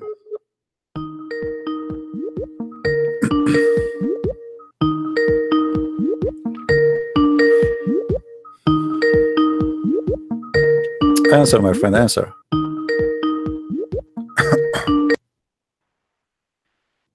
Hello? Hello? Yes, you are live on air, my friend. Go ahead. What do you want to say to us, Abdul? I'm not Abdul. I'm Afzal. You're what? Afzal. Afzal? Okay. Yeah. Are you a Turkish? I'm not. Okay. You are Muslim, right? Yes. Okay. What Muslim mean? Actually, I'm not a practicing one. Okay, but you call yourself Muslim. Yeah, because I'm born Muslim, so. All right. So you don't like you don't think Islam is a good religion or what? I've been listening to you. Okay. You know, I live in the Middle East, so. All right. Don't say where you live. No problem. Yeah. Thank you. So everything around me is this way, but I have a lot of questions. That's why I just wanted to ask you some questions, if that's okay. Sure. No I know you're pretty aggressive with you No, know. no, I'm not really aggressive. If you know me in reality, you will see how friendly I am. Actually, once I was living in a building for a year, and each time I say good morning to the one in the elevator, they never answer me. This is how I look nice too. I mean, they get scared. So don't worry, my friend. Go ahead. What is your questions? Actually, I just wanted to know, like, uh, you know, there are people who say that, uh, you know, the story, there is no original sin. You know, see, I've got Christian friends as well. Hmm. Okay, but and I'm pretty open and I'm very friendly person. But you know, Okay. of late, you know, I've just uh, you know, I'm married, and you know, once you marry, you know, things are different. You try to be a little bit more religious, and you know, things like that. Hmm. Okay. For me, you know, I know there is a God, and I really like to know my Creator, you know, and I'm just like this guy who is in the Bible. His name is, you know, David, who's a man after God's own heart, you know. Hmm. So So, unfortunately, I can't. okay, Yeah, your main sorry. question is about the original sin.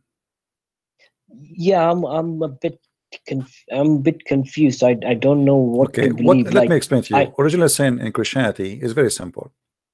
Original sin does not mean that we, let us say, the Muslim, they try to explain original sin in a funny way. They say the Christians believe that right, Adam is the reason for all us to go to hell. The fact, Adam, he commits sin, and I commit sin too. So original sin mean that is the first sin man did against God. So we believe in that. However, it doesn't mean that just because Adam he commits sin, I will go to hell. No, because I commit sin too. The Bible confirm that every human being is a sinner. But the Muslims, they deny original sin. But if you go into details, you will find that Muhammad, he agreed with original sin without knowing. where is that written? You can see, do you see my screen? I don't actually. Uh, do you know my YouTube page? Are you listening in YouTube or no? Wait. Yes, I am looking at it from another phone. Okay. Yes. You can mute just to be sure we will not have double sound. It says, the prophet said, "We're not of Beni Israel, meat would not decay." This is how much he hated the Jews. And then he says, if not Mm. Eve, if not, and were it not for Eve, no woman would ever betray her husband. Now, Muhammad here, he have a wrong idea of original sin, but in the same time, it's about original sin, which means Muhammad, he confirmed here, according to Islam, not according to us, that Right. he believe that sin of women is inherited from Eve, correct? Right. So how he deny original sin in the way they say it to us? Same time, we don't believe that women are sinner because Eve was sinner. We believe we are sinners in nature, and we are a human. We are sinners. Adam was the first sinner, yes, but we are sinners too. But as you see here, Mm. Muhammad is the one who confirmed that you inherited sin by even gender. He don't blame the man for the sin, he blamed the women for sin. Same time, there's different hadith which is getting Islam busted when they say to us, we refuse original sin. Right. I don't know for how long you are watching my videos. I've been watching them for quite some time. All right, you will see here. Any Go ahead. Sorry, go ahead. No problem. What do you want to say? No, I mean, what I was thinking was initially I was like, why is this guy, you know, he's just going all, you know, head over heels on the subject. But you know what? I actually, you know, I'm an educated person, and I listen to things, you know, All right, that's good. and I know a lot of people, they tell us don't seek the truth, but I really don't want to listen to those people. But I like to really seek, you know, My if there friend, is something like this, I need to find out why it is that way. yeah, you notice here, And everything I say, I show the reference, right? I never say something. absolutely, Okay, I'm so really convinced yeah, read with me in your carefully. show, which is what. Read with me carefully. There was an Yep. argument. This is Muhammad talking. There was an argument between Adam and Moses. Moses says to Adam, "You are our father. You did us harm and caused us to get out of paradise." And look what happened here. Look like Moses believed in original sin, because we are out of paradise because of the sin of Adam. Adam said to him, "Oh, you Moses, Allah He selected you and He spoke to you directly and He wrote in His hand the Torah for you.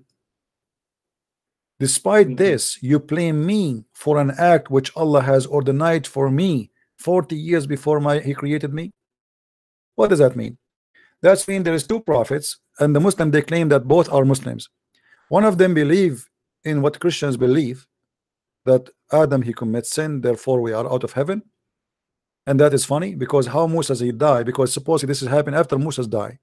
There's no way Moses he met with Adam, right? I mean, this is supposedly, Yeah. yeah. So how Moses, he's a Muslim prophet, but yet he didn't understand simple thing about Islam, that you should not believe in original sin.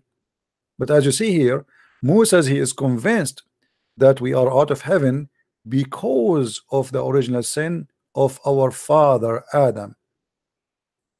Adam, he answered him, says, "Can you blame me for a sin which Allah he ordained for me 40 years before my creation?" Which mean here, Muhammad, he believed there was original sin of Adam, but it is Allah's sin, because who is the one who ordained the sin for Adam? It's Allah. Allah decide that Adam should do sin. This is fate, destiny. So Adam saying to Moses, "Do you blame me for something, an act which Allah he decreed for me?" Which means I have no choice to do it or not. So how you can blame me for that? And here we notice the stupidity of the one who made up this story. Because if we cannot blame Adam for the sin he did, it's Allah who made him do it. So why Adam was kicked out from heaven? Yes, because Allah made him do it. Yeah, but this is not that, but it's not fair. I don't know if you watch a debate. I have a debate with the Muslim Sheikh just 3 days ago. I think you can watch it. It's called Sheikh Abdul Wadud. You can search my previous videos.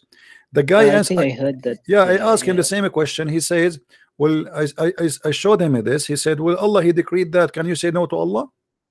Allah he ordered you to do sin. Can you say no? Where's justice here? Where's logic? So Allah he made me do sin, and then he punished me for what he made me do. That is a devil." So Islam is religion of stupidity. Cannot stand a question. So I have a question. So why did Allah create Adam in the first place? I mean, what's the purpose? Another Muslim, he answered this. He said Allah wanted to be known. I don't know if you saw that debate too. He said Allah wanted to be known, so he chose Adam as a victim, and he made him do sin so people will know about him. In different hadith, Muhammad he said the following. Let me see if I can find it for you.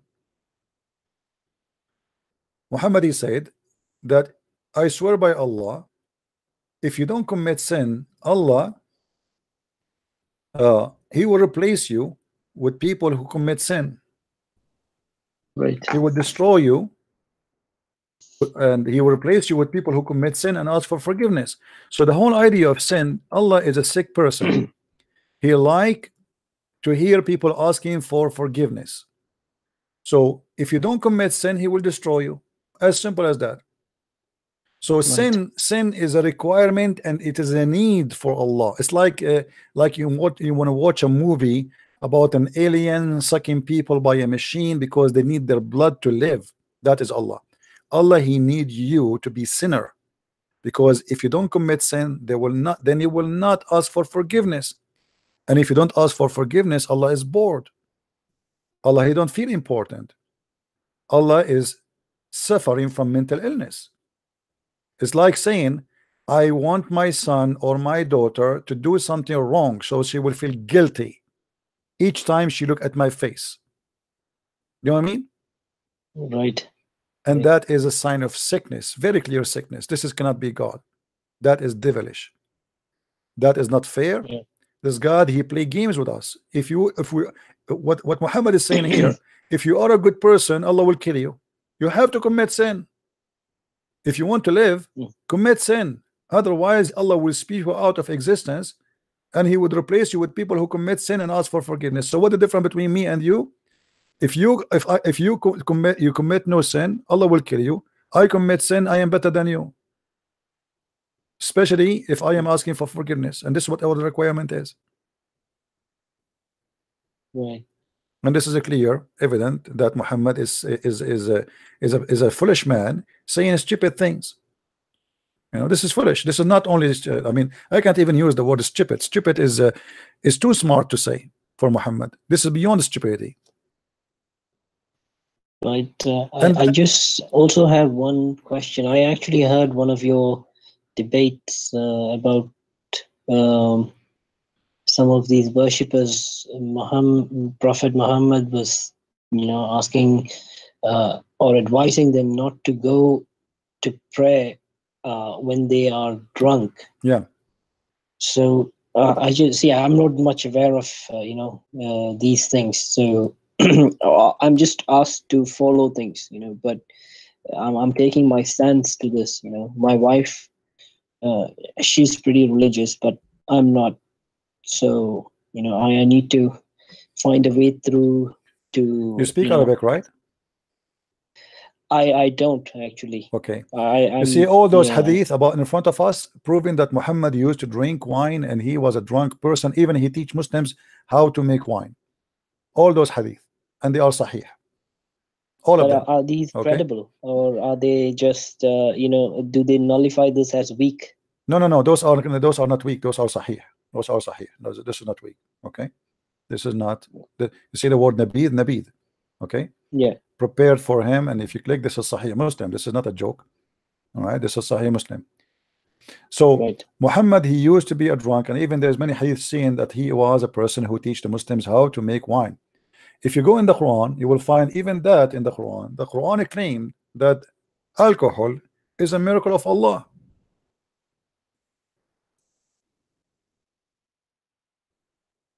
Where if you is go that thing?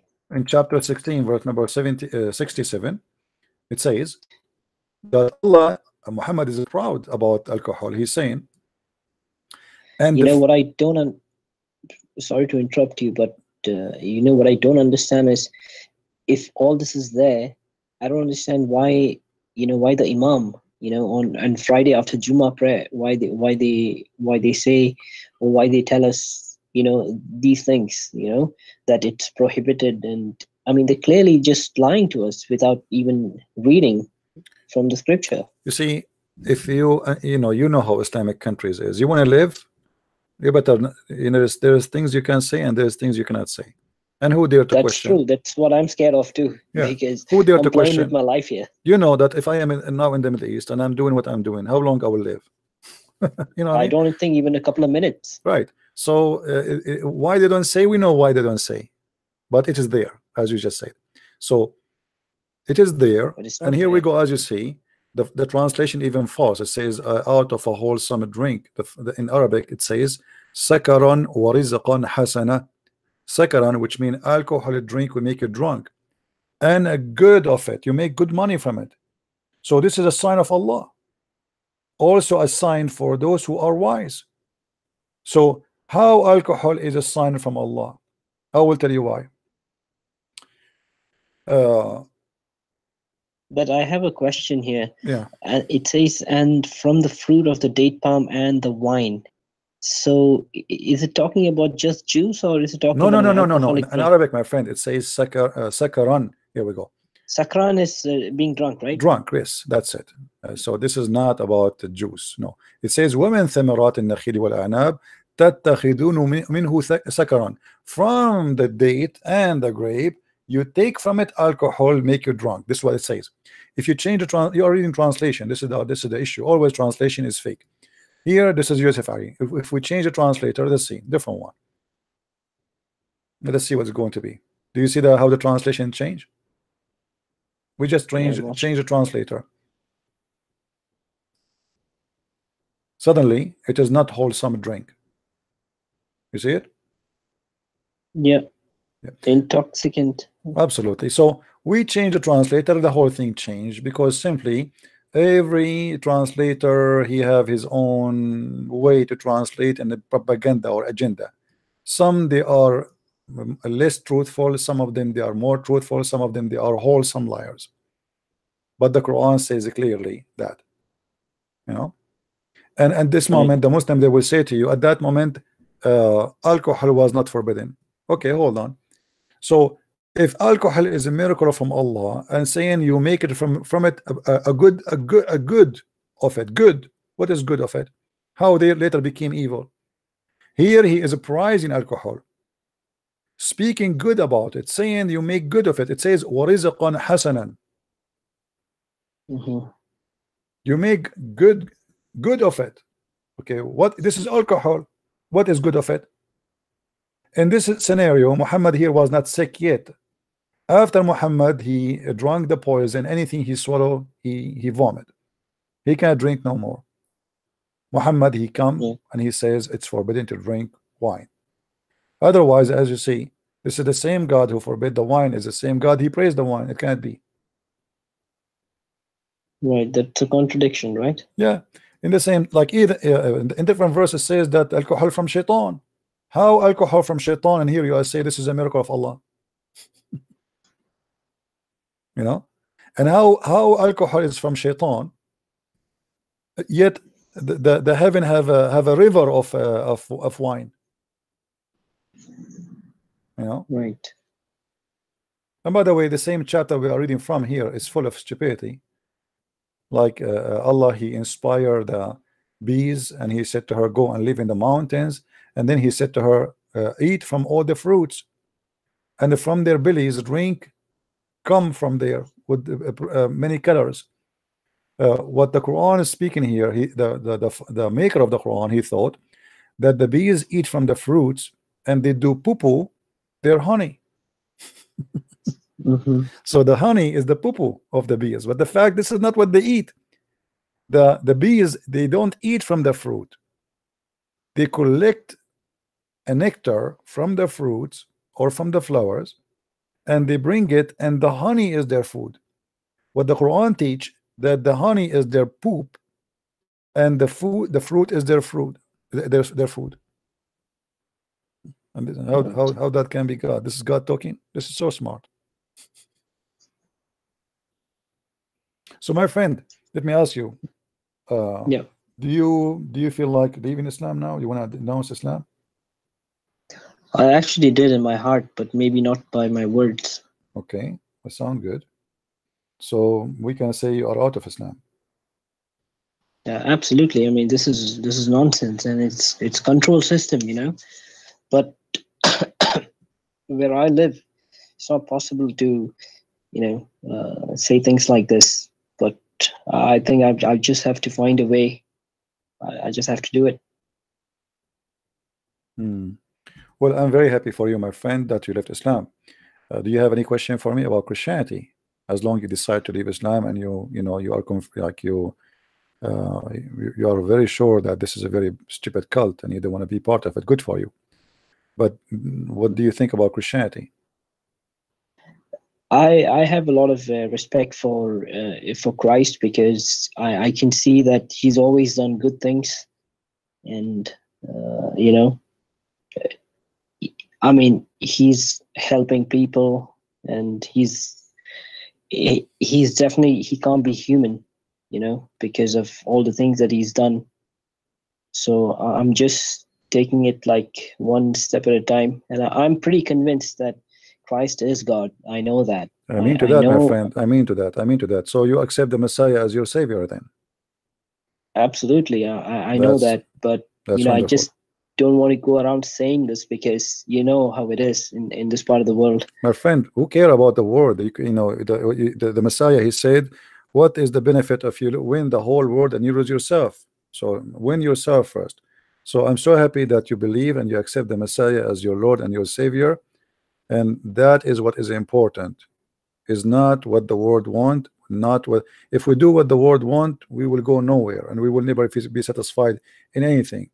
The world today is about how to make money, how to be rich, and the more you make money, the more you find that you are poor, and the more you find that you are not happy yet. So appreciation of the Lord is very important, and knowing the Lord is extremely the way to find the appreciation, which means to find the happiness.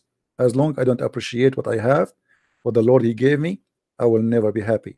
So finding the Lord, that He is the only one you should believe in, is the way for happiness, and you just got your happiness. I'm happy for you. Thank you very much, sir. I just want to say two things. Just don't want to take much of your time, but one is, I've listened to Dr. Zakir Naik, speak, and the way you imitate him is absolutely hilarious. I got to give it to you. I wish I can give you an award for it because you're absolutely hilarious when you imitate him. That's one. And the other thing is, if you don't mind, I'll try to get my wife and another friend as well, because I've been discussing with another close friend of mine. This guy is he's basically he talks to a lot of people and converting them to hello, can you hear me? Yeah, I hear you. Go ahead. Yeah, so he talks to a lot of people and he's converting them to Islam and everything. So he's got this thing. He was telling me that you have to be more active, and we need to get this done and see this through. But I'm more I'm more logical, and I'm thinking like, listen, if you're going to sell something to people, I mean, it has to be beneficial for them, because I don't find it beneficial.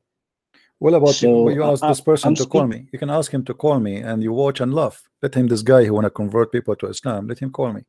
Tell him, yeah, but don't see, say the thing that is, tell him that would you like to call this guy? I really would like to do that, but I'm going to take it at this pace. What I'm going to do is I'm going to be telling him, and maybe before I ask him to speak with you, I'll speak first with you, because this guy might get offended real fast. You know how they think, yeah. Yeah, and be careful, because now maybe if you ask him to call me, they will know that you left Islam already. So just be careful. Oh no, he's not going to know that. I know how to camouflage myself. I've Oh, been okay. doing it for quite some time. I've been listening to your videos. I also listen to a lot of Sam Shimon and David Wood, and I really thank people like you. I mean, that because people like you take a lot of risks in your life for the benefit of others, and I really thank God Almighty that people like you exist. You're welcome, my Someday friend. that I wish like there will be hundreds of people like you across the globe, and and tear this nonsense down. I really like this. Is what I want. Yeah. Well, if you can bring me any Muslim to debate me, I will be happy to do so. Just tell me. They can call me, and you just sit and watch, and you will see this ability of this cult. This is the most silly, stupid cult ever. And here, in the same time, people learn how to debate with Muslims, how to show them the truth, and you will learn yourself how to do it too. It's like here, what we have here is a free school, open every day Yeah. for free. Thank you very much, sir. You're I welcome. really Don't appreciate call me you. sir. I'm your brother in Christ, my friend. Who's sir? There's no sir here. The Lord, He says, when the Messiah, He wanted to wash the feet of His apostles, they said to Him, "What you want? You are our Lord. You want to wash?" He said, "If you don't let me do that, you don't belong to me." So in Christianity, my friend, the master is the one who serve. To be the first, you have to be the last. So we Wow, are that's different beautiful. from Islam. In Islam, you see, they say that we are the one who worship a man, but look, the man we worship, the Messiah, they think he is just a man. He is the one who wash our feet, and he is the God for us. Muhammad, Muslim, they were fighting over his boogers. They are fighting over his snot. They are fighting over the underwear wash. So we are the one who worship supposedly a man who is God, but the fact we are worshiping God who become a man, not man become a God. And they are the ones supposedly who don't worship a man, but the fact every act they do, Muhammad for them is more important than God. Even Muhammad himself, he claimed that Allah, he pray on him and salute him. Even he claimed that Allah, the first thing he wrote in his chair, the name of Muhammad. He wrote the Shahada and the name of Muhammad there. So Muslims, they worship a man, we worship God, and that his name is the Messiah, the Christ, who commit no sin, who his name is glorious, and he himself is a miracle, for God is a miracle. And I'm really happy for you, my friend, that today Thank you very much, you accepted the Mr. Prince. Christ. I really appreciate speaking with you, and it's an honor. And keep doing what you're doing, because there's a lot of people like me who are on the fence. If you so want me you to can get speak us to on your, if board. you want me to speak to your wife, you know, you can call me if you want in private, no problem. Bring your wife with you, and you can call me in private. We can decide what time, and I will be happy to talk to your wife if you want. Yeah, I actually don't mind. I actually tried to notify like a few things to her, but she was like, "What's wrong with you? Are you out of your mind?" Because she's talking about leaving tradition and customs and things like that. I don't follow Christ because So of a custom. You see, I'm born from a Christian family, but I am not a Christian because I'm born of a Christian father and mother. In Christianity, you cannot be Christian because you are born of a family. You have to reborn again, which means you have to believe and accept the Messiah as your Savior. Like you now, you are reborn again with Christ. So we don't believe in such a thing. To be born of a family, and that whatever the family is, you will be one of that religion. That is stupid even to be. You have to make a right, decision. You have to know what you believe in, and you have to agree with it. I already feel like so much of stress and burden off my chest. I Yeah. just feel so much better when I said this, because before, like, I already denounced this in my heart, but I don't know who I can talk to. I don't my surrounding does not really permit me to talk about such things openly. I feel your So pain, it's my good to friend. know. I feel your pain. No problem. You can call me anytime you wish. Feel free, and I will be happy to hear you. Just remind me of yourself because I have hundreds of people in my, if not thousand, in my Skype. So don't be surprised if you call me again and don't even remember. You know what I mean? It's not That's like fine. I'm not like a person who have like 5 people in his. You know what I mean? Like it's a. No, no, I totally understand, because you know what? I'm bad with names as well. Sometimes I forget names, but that's okay. You know, I will remind you about this, No and problem. that's fine. We can just take it from there. Thank you, my friend, for calling, and may the Lord bless you. And I will ask all the Christians here to pray for our brother here and his family and his wife, that his wife too, she will accept the Messiah, and she will follow the step of her husband, and they will have a beautiful family who love peace, who believe in peace, and believe in the Lord of the peace, the Lord of love, for our Lord is love. And my friend, love will be upon your family, with your house, within your house, with your children's, and the Lord will bless your family. Just be with the Lord, and He will be with you. And if the Lord is with me, who could be against me? No devil, no power, nothing, nothing can be against me. Just be appreciation person, and you will be happy, and you will feel better. Because they try, you see, if we go and read about our church fathers, they even killed them, they crucified them, but they were dying happy. Even death, even you can die happy. When the Messiah, he said, time will come and people will kill you, and by killing you they think they are doing a favor to God. And those are what happened to us today. Everything he said is truthful, but yet Yes, those who give their life, they are feeling happy. Even in death, imagine, they are happy. I remember somebody was telling about. I'm not sure which. I know it's there in the Bible. They say that to live is to gain, or to die is to gain in Christ, or Right. something like Yes, this. yes, because yeah, because you gain your happiness. There is a story of a monk, and just we take a minute to tell you this short story. There's a monk. He spent his life preaching the gospel, and he's dying now, like so they brought the doctor, and the doctor, he told the other monks that your brother, he looked like he lost his mind.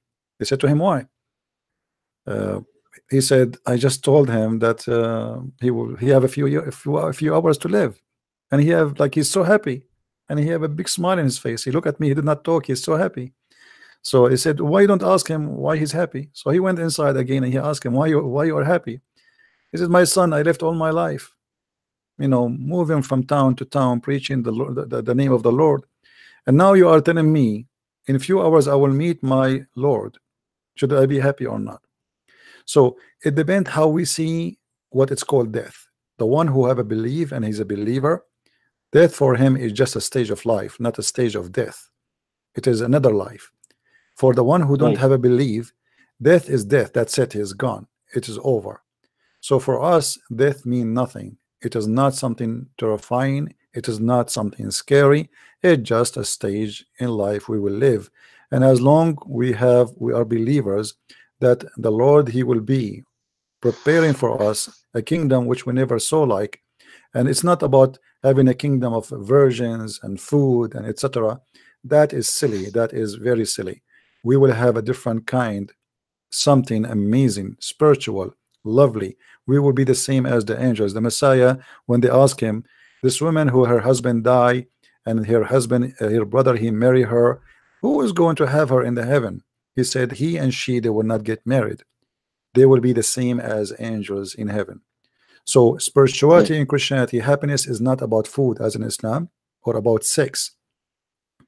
Islam is satanic cult, making you be addicted to sex and food and normal pleasure we see around us.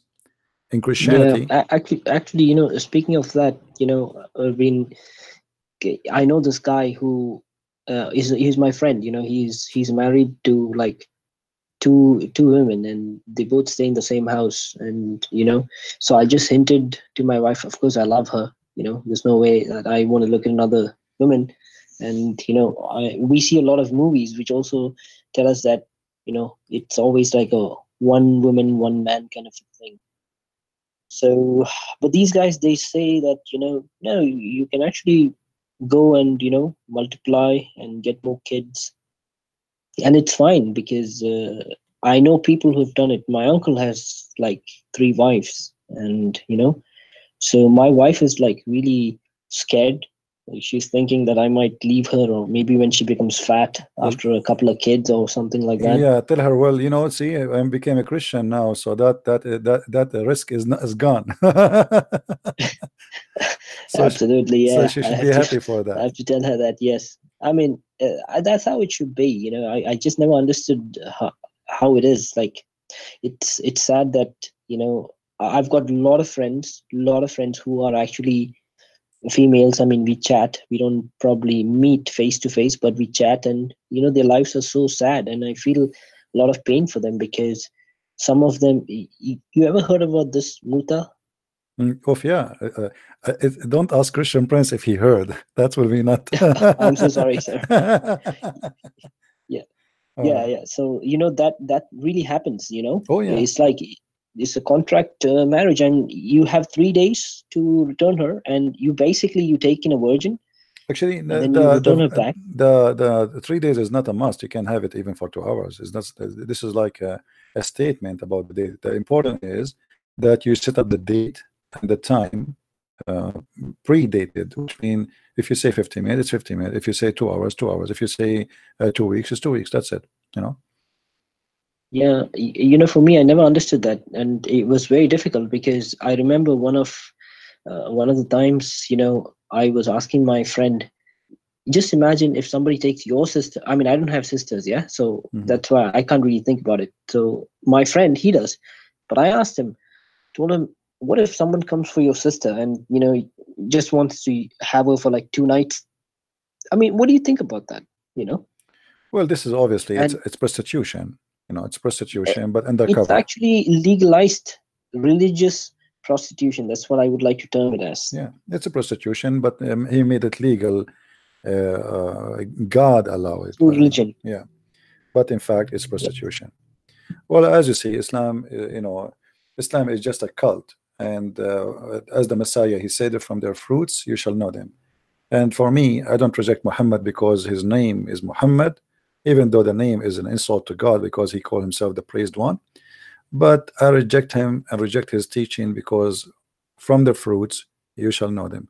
There's many people they speak good, but they do bad. Muhammad never spoke good and never do good. He is evil in both way. So he is 100% a devil man. I agree with you. All right. Any, anyways, CP, I'll let you go, and thank you so much for this conversation. Thank you, my And friend. please make sure that you you still have those.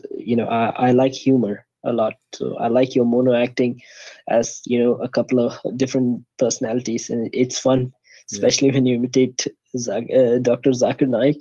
It's funny. All right, my friend. Thank Thank you you very very much, sir. much. You And enjoy your evening then. glad you enjoy what you are watching. Thank you very much. Take care. God bless you. Take care. Go. I cannot change myself. I'm not being funny. This is how I am. I'm not being funny. This is how I am. Trust me. And actually, the Lord make me more happy every day. Sometime I ask myself, like, here we go. I make a phone call to Zakir Naik. And did I prepare the words? Honest to God, I never prepare anything to say. It's come by itself. How? I don't know. Don't ask me. It sounds weird, right? Like, okay, I make a phone call and then the word, the answer, all of it, it's come right away in the spot, and all of you laugh. But I believe that the Lord, He chose His men to deliver a message, and He empowered them. I'm not saying I'm not a sinner, you know. I'm like everybody here. Maybe you guys are better than me, but I believe that the Lord, He chose me to do what I am doing, and I believe that I can do it because of Him, not because of me. Otherwise, if you go back, and I used to do the live chat for 12 hours, 13 hours, 16 hours. Once I opened my chat, this is in Palto, I opened Friday afternoon. I went to work Monday without closing the chat room. You believe it? From Friday afternoon to Saturday in the morning, non-stop. If you do what I do for 2 hours, you will lose your voice. But always I feel happy. I feel so excited, especially when I hear the voice of those who leave Islam and they accepted the Messiah. So this is a very happy mission. It comes with a lot of pain in the same time, but sometimes there's something called a beautiful pain. A pain will make you worth of existence. A pain will make you feel different. Uh, so pain for us as a Christians is not a curse. The Lord, He says that you're blessed because they curse you. It's a blessing for us. We receive death threat, we receive etc. We will kill you, we will find you. It doesn't even move a hair in my body. You curse me, you pray for my death, you want to kill me. Do your wish, and let your God grant you your wish if He can.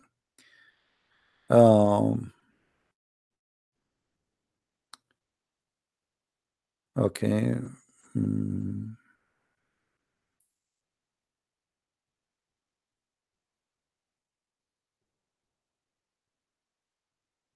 Okay. Say that he does not have anyone to talk about. Okay. Yeah, somebody is saying if you like to add him, he will be happy to be your friend. Don't worry, my friend. He will find. There's many people. They will be happy to talk to him, and he will find his friends who are Christians. They can be a good friends for him. Don't worry about that. The Lord, He sent the good ones in our way.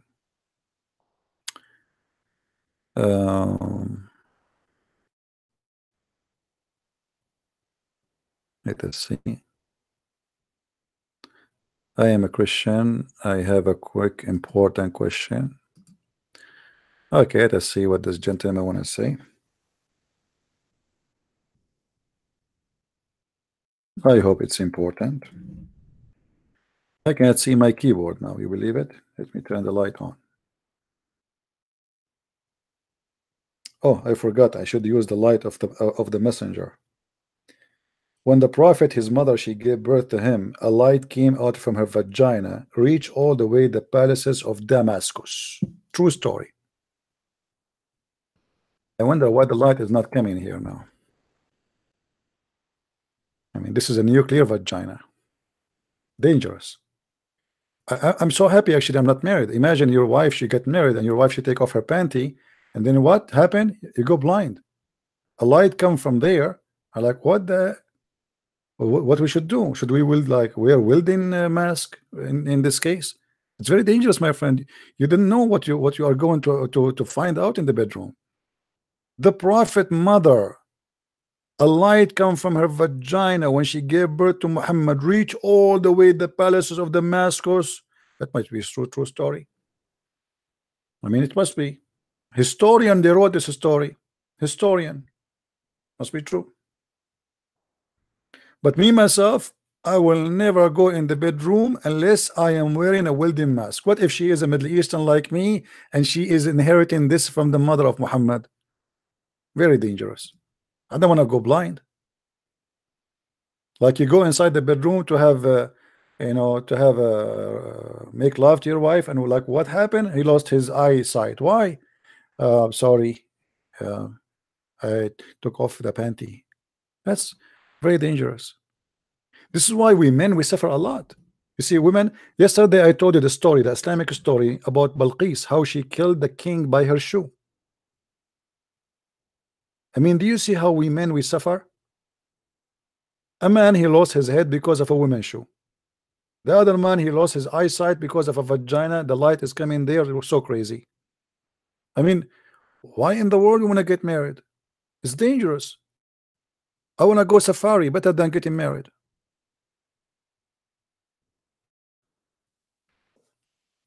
Hadith?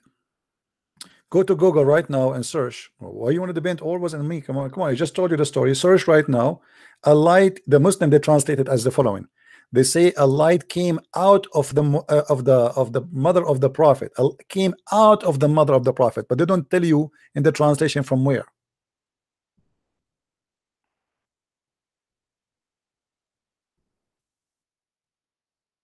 The light came out of her.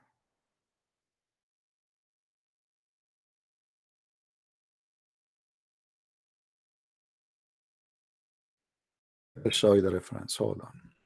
As long you ask for it.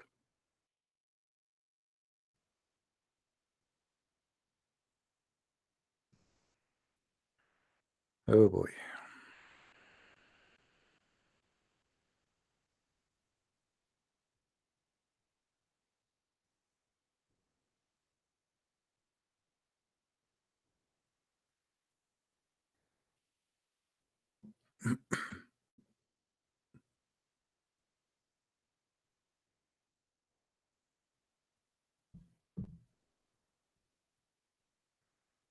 All right.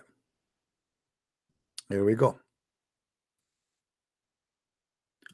وأخرج أبو نعيم عن عطاء بن يسار عن أم سلمة عن آمنة قالت لقد رأيت ليلة وضعته نورا أضاءت له قصور الشام حتى رأيتها. وأخرج أيضا عن بريدة عن مرضعته في بني سعد أن آمنة قالت. I will translate for you. Hold on. Let us highlight. كأنه خرج من فرجي شهاب أضاءت له الأرض حتى رأيت قصور الشام. Translation. And I saw a meteor of light come from my vagina. This is the mother of Muhammad saying that. Lighting the whole earth, and I saw the palaces of Damascus. Different hadith.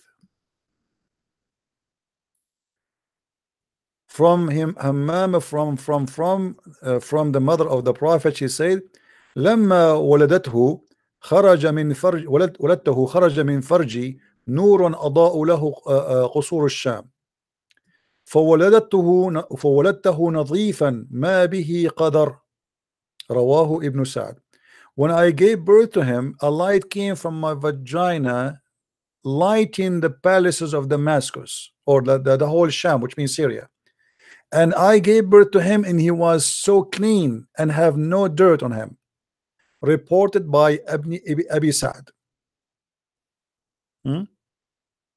And they say here, and they mention this in a poetry by Al-Abbas ibn Abdul Muttalib. He says, وأنت لما ولدت أشرقت الأرض وضاءت بنورك الأفق فنحن في ذلك الضياء والنور وسبل الرشاد نخترق. So they are making a poetry about the vagina of Muhammad mother. All right. Now the reference here, let's show the first of all, this is page number 182. Page number 182. And let us show you the cover of the book. Here we go. المواهب اللدنية بالمنح المحمدية العلامة أحمد بن محمد القطلاني. Variant number 1. the Islamic Library, printed in Beirut. As you see the date here, this is Hijra. Here you see like more details about the book. All right.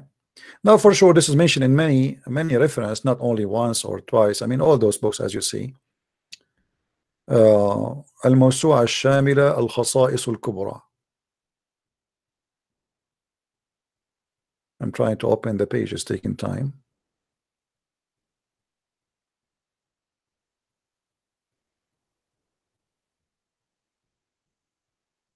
And obviously, this is a true story, brother.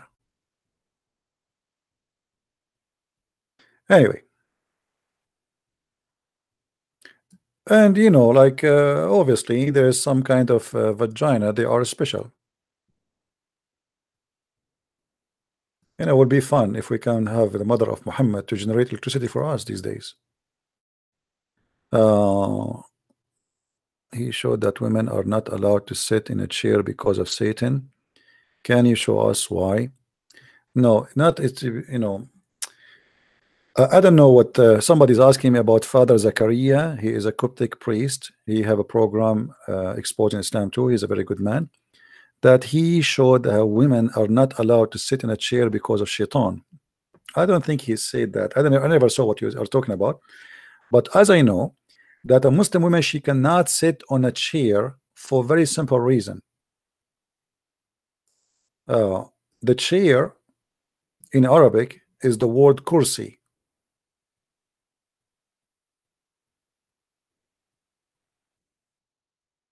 And kursi is a male word.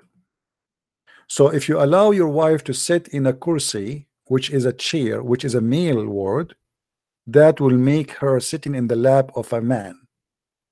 And this is a clear sign of the intelligence of the Abdul. So a Muslim woman, she cannot sit in a chair. All right. And there is very convincing. I mean, imagine your wife, she is sitting in a chair, man, and the chair is a male word. I mean, no way. I will not allow that. You know, no way. I mean, we are very conservative people. We allow our wife to give her boobs to a stranger, but she cannot sit in a chair because the word chair is a male in Arabic. Very conservative. Hmm?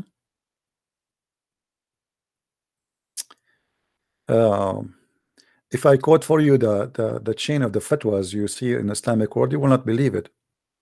You see, the guy who was meeting today, the head of the Islamic religion, who is we showed you in the news in Dubai today, he is the one who made a fatwa that it is halal to get a blessing from the poo-poo of the Prophet. The same guy, he made a fatwa. Shaykh al-Azhar. Let me see if I can find it in English.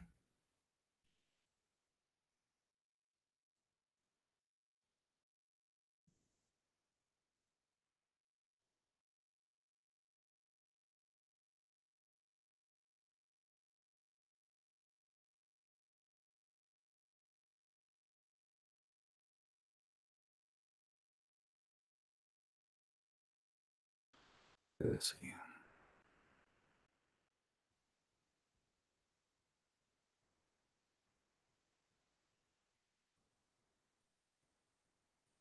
I can find the fatwa in Arabic, but we need to find it in English.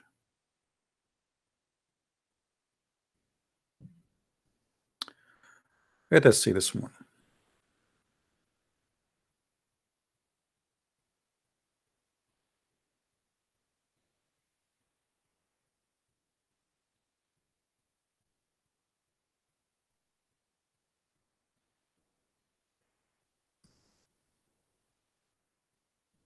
Okay, this is a website. It's called Ahl al-Quran. This is an original published in the year 2003 or 2010. I got the following message from okay, and this is from a newspaper in Egypt. It's called Al-Yawm al-Sabi', which means the seventh day. It says,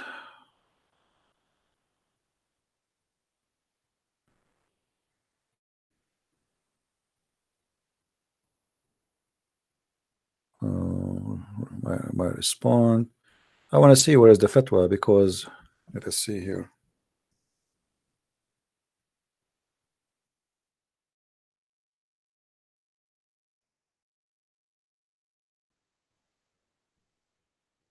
Here we go. So always we discover, etc. Okay, and then he says, such as a breastfeeding and the elder and the blessing of the prophet urine. So they are discussing this fatwa about the blessing of you can get from the prophet urine, and for sure the prophet urine is blessed, man, my friend. I mean, put yourself in the urine of the prophet if you are a Muslim. I mean, how blessed you will be to be from the prophet urine.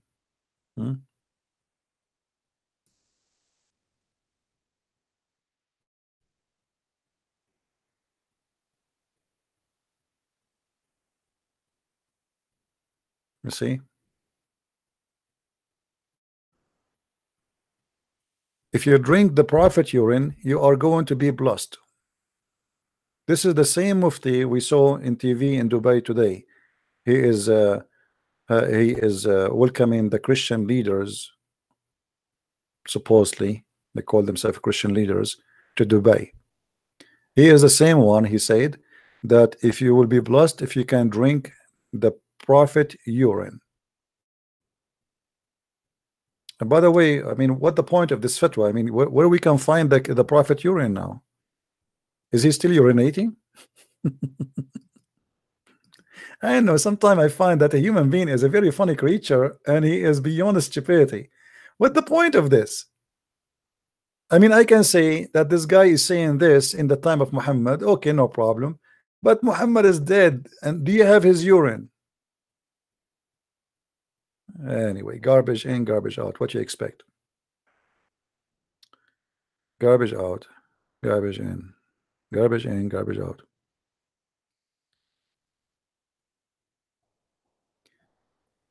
All right.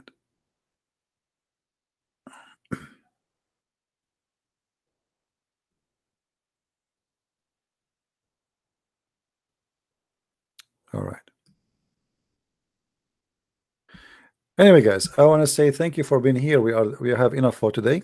Did we have a good time? Don't forget, please, to give a like if you like what we do, and if you don't like, don't give a like. And if you like and you don't like in the same time, we have a solution. You can give a like and take it down. And if you are a Muslim, you can give us a like and unlike, because Allah will double your reward if you dislike, and He will take only one credit from you if you like, which means you will win if you like and unlike. So you will win-win. So do it. All right. And if a Muslim he think that Islam is really a religion which or can be considered as a religion, I challenge the Muslims, all those who call me today, yesterday, before, and tomorrow, to download their call to me and post it or paste it in their YouTube if you are proud about it. If you are really proud, because Muslim they say, oh, we debated the Christian prince. None of you can debate me, and I don't debate Muslims. I never debated one, because simply none of you Muslims have answers. Debate have to be done between someone who knows and someone who knows. You know nothing. Even your prophet cannot debate. Even your God, he cannot, for he does not exist. So I encourage everybody to download my videos, share them around, and I hope tomorrow I will be able to be on air. If I can, subscribe and you will be notified. And don't forget to subscribe to my other pages like minds.com and Facebook and Twitter, because I post always, even Instagram. I always post before I go live, so you will be notified depend on the program you use. And we'll see you soon again. Well, Lord may bless you. And don't forget to pray to the brothers who call us. Today we have two who they became Christians, they accepted the Messiah, and they left Islam. Pray for them, pray for their family, and pray for their support. And may the Lord bless you all. And we'll see you soon again. Christ is Lord, Islam is false. And see you.